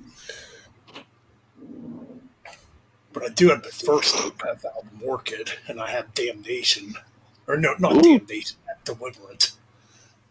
Ooh. That's all I have, though. I got to get their other stuff again. I think my favorite's like Blackwater Park. Yeah, same here. That's a perfect album. The Leper Affinity's amazing.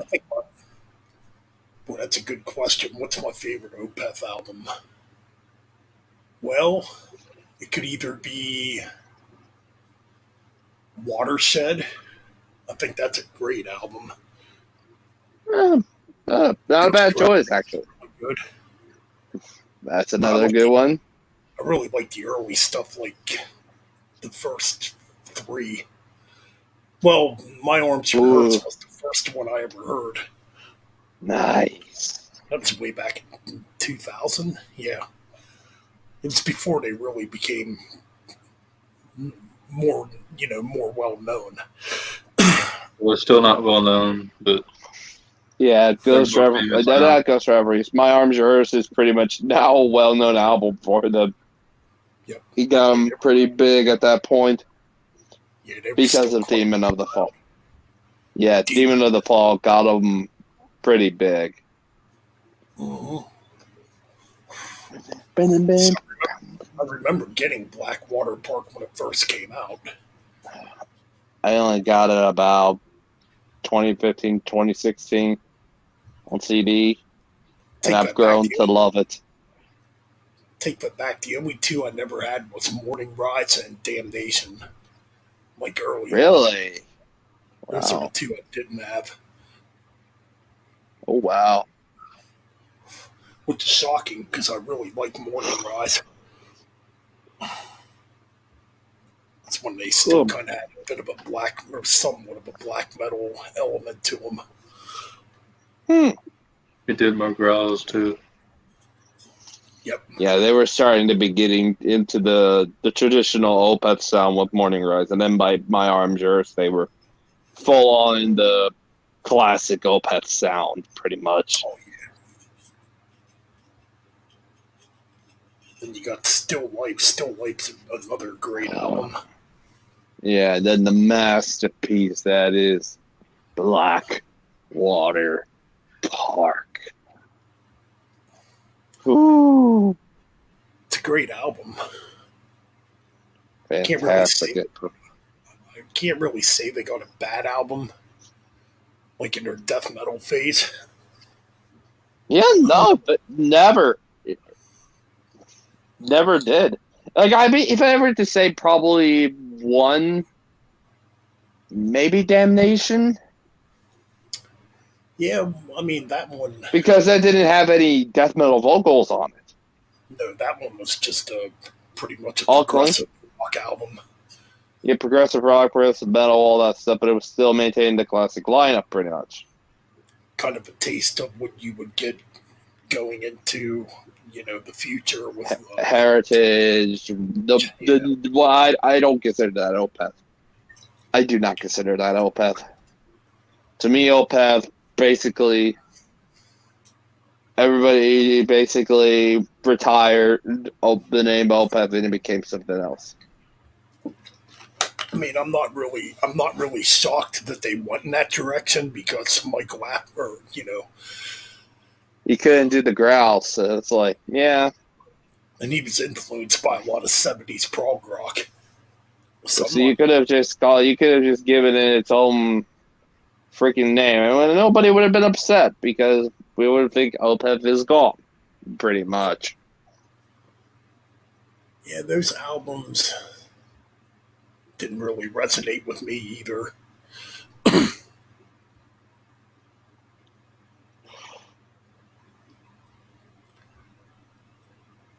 Yeah, if I'm ever to listen to those, I have to go into them with the mindset of, this ain't Opeth, this is something else. Right. This is not Opeth. Opeth is Orchid to Watershed. And they broke up, and they basically called it quits, changed the name, became a new band, start up a new band. Basically retire Opeth, start a new band. Yeah. Yeah, I don't think Michael Ackerfeld's ever going to go back to doing death metal vocals. Yeah, so if you're going to just change it, it's not Opeth. Right. I'll be like, Michael, just change the name of your band. This isn't Opeth. This is just literally you're alienating your fan base, pretty much. Just change it to something else. I think at this point he's the only original member. Yeah, pretty much. Him and the bassist.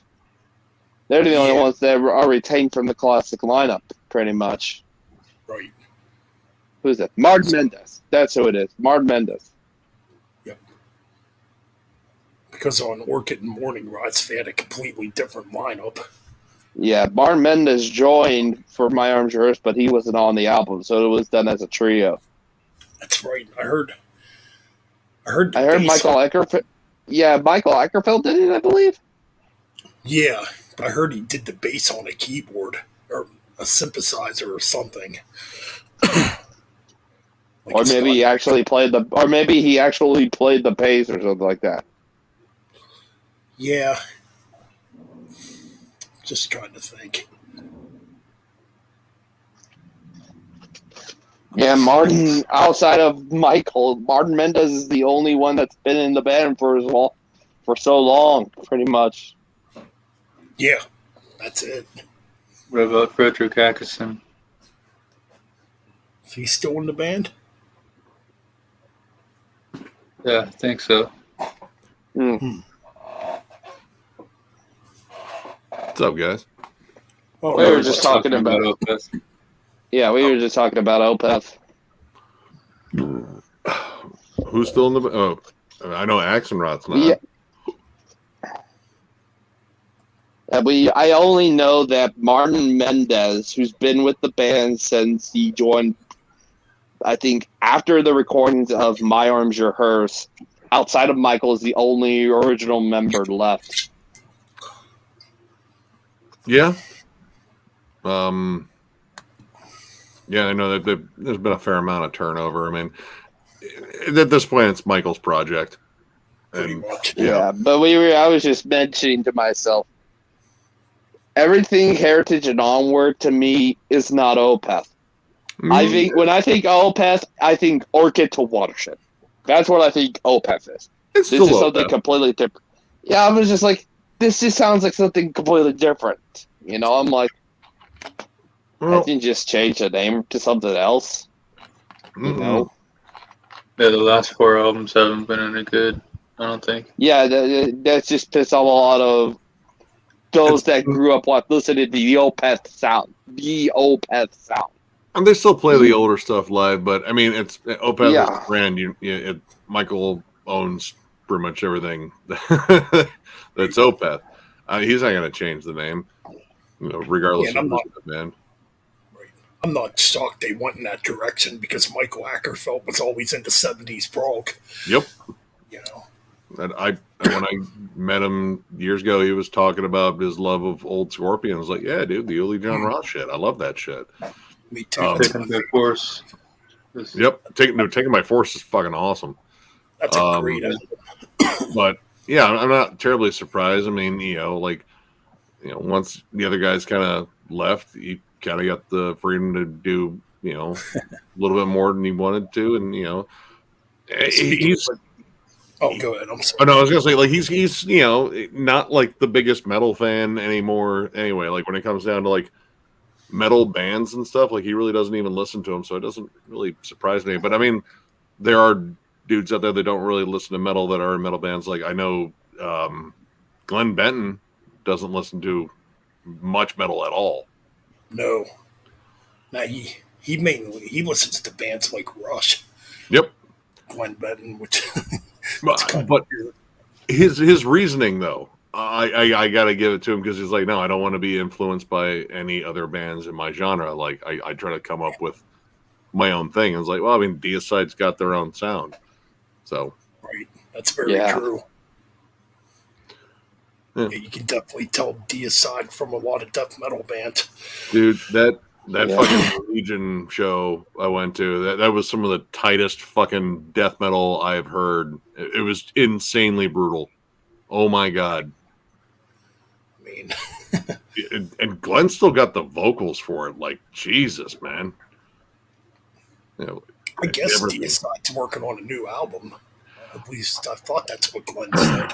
I'm hoping, the last one I really wasn't like the biggest fan of. I thought it was an okay Deicide album. Like there were no high screams on it at all, I think, which I was kind of surprised by because that was always kind of a cool thing, from his like bulldog fucking low vocals that right.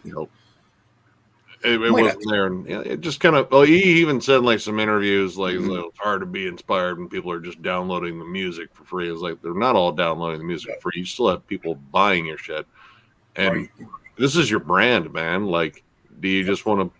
You already did this, the whole "In Torment in Hell" and "Incinerate Him" thing, the contractually obligated albums. Don't do that just because I'm in a bad mood. So I'm just going to write a lackluster album. Yeah, I was just watching an interview with him about a month ago. I can't remember which YouTuber did the interview, but he was basically saying how he doesn't listen to other death metal bands, and he said the Hoffman brothers will never be back in Deicide. Dude, they're still fucking dogging him. Oh yeah. There was a recent thing, like this year, where I think it was I forget which Hoffman. That doesn't matter. But yeah, they were still fucking, shitting on fucking Deicide on their Amon like Instagram account or something like that. And Glenn was like, they're still bitter about fucking shit that they should have let go years ago. Right. Whatever. Yep, it's not ever happening. Yeah, he's got good players in there. The guitarist he got from Inhuman Condition and The Absence, he's a great fit. Right. Of course, he's still got Steve Ashton on the drums. Dude, and he is a fucking monster still. Like, it was hard for me, like, because I was, like, trying to watch guitarists and, fucking Glenn, but, like, eyes were almost always drawn to fucking Steve because dude's a machine. I don't even think he uses triggers. No, I don't think he does either. And he's older now. He has every right to use triggers just to make it easier. Like, hey, dude, you have nothing to fucking prove. We have a litany of albums that showcase the fact that you are a blast beat champion. Pretty much. I mean, yeah, he's still an amazing drummer. Just intense. And the fact that they were able to, they blasted through Legion. I think Legion was much shorter live than it is on the album. And then it was like, we got time for a whole bunch more songs. And they just fucking went through every super famous Deicide song you can think of. It was fucking awesome. Right. Well, yeah. And because go ahead. Sorry. I was just gonna say, they never really played those songs live prior because of how complex they were to play. And from what I gather, Glenn initially was not a big fan of that album. He didn't like Legion very much at all. But pretty much the fans responded to them. I know this is great. I mean, it is definitely more technical than the debut. Oh, but yeah. They did it right. It's not so technical where you get lost in it. It's still brutal as hell, even by today's standards. It's only 28 minutes long too. I want to say it's is it 28 or 32? It's short. It's short, and it's nonstop. It just keeps fucking hitting you. I remember the first time I heard it. I was only 14. I was like, how the fuck are they playing that fast? I think the first stuff from Deicide I ever heard was off of Once Upon the Cross. And it might have been the title track. It also might have been Kill the Christians, because so it was like, dude, the song's actually fucking banned. It was like, dude, let's fucking hear it.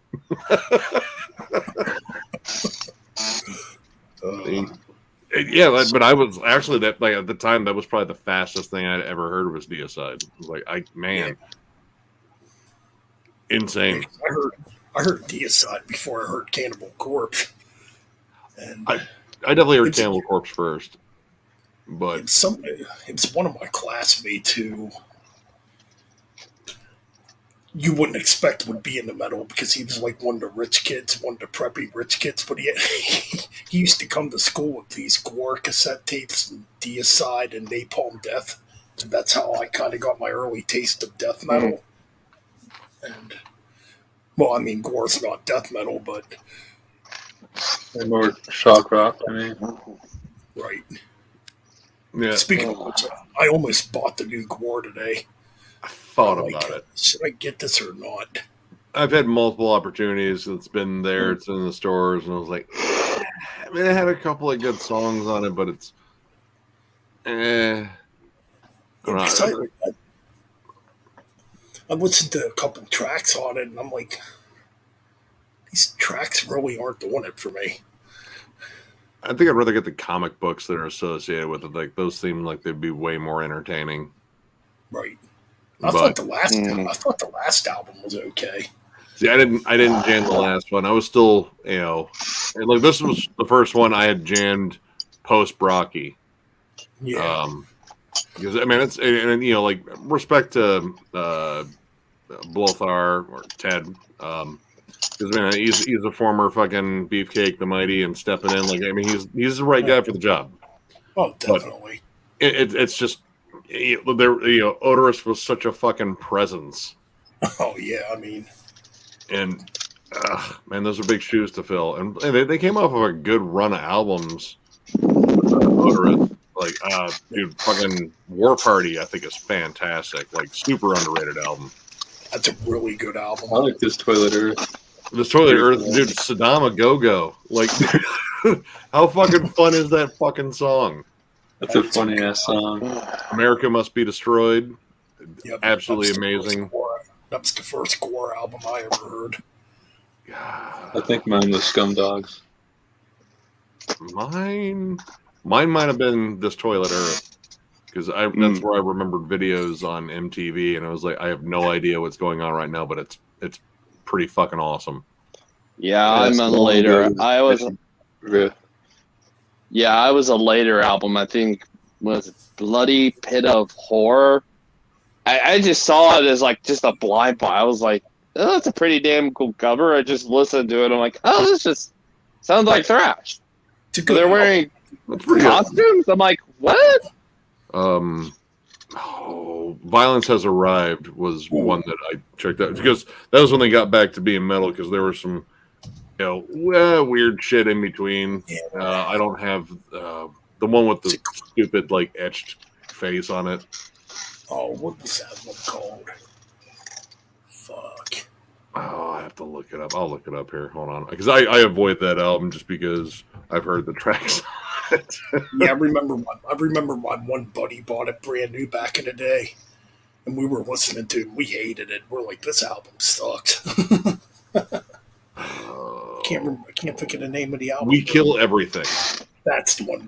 We Kill Everything. That's the one with, was it Fucking Animals? Oh yeah, there was like only one good song on it, and it's the instrumental track on there. That was the most metal sounding track. Yeah, The rest that of one it was just bad. I mean, I have Carnival of Chaos, and that was definitely one that, like, all right, the wheels are starting to fall off. On that album, they were trying to be progressive. It was weird. I think that was the first one where Slimestra actually sang a song on there. Like, she did flat out. A jazz song or something. Yeah, what was that one? It's a weird album.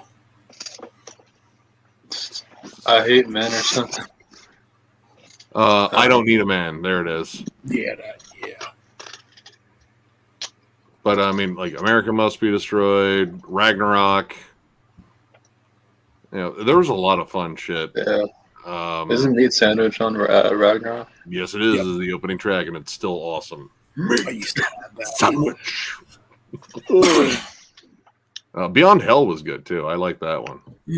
That's the one Devin Townsend produced. I like Lost in Space. See, I didn't pick that one up. The Let Us Slay single was like, it sounds cool, but I didn't pick it up. I'll eventually probably pick that one up. Yeah. Hey guys, I'm gonna go to bed. I'm getting really tired. Actually, I'm gonna do the same here. It's 2:30. Yeah. I'll talk to y'all. I'm probably gonna later. All right. It's good hanging out, man. Yep, no problem, man. Peace. Ow, fucking goddamn it. Later, man. Yeah, I'm probably heading out too. So, all right, guys, thanks for joining the stream tonight, and hope you guys enjoyed it. And thanks to all the new subscribers. All right, we will be back probably on Sunday night. Going to try to upload more on this channel, so definitely stay tuned for more. All right, peace out.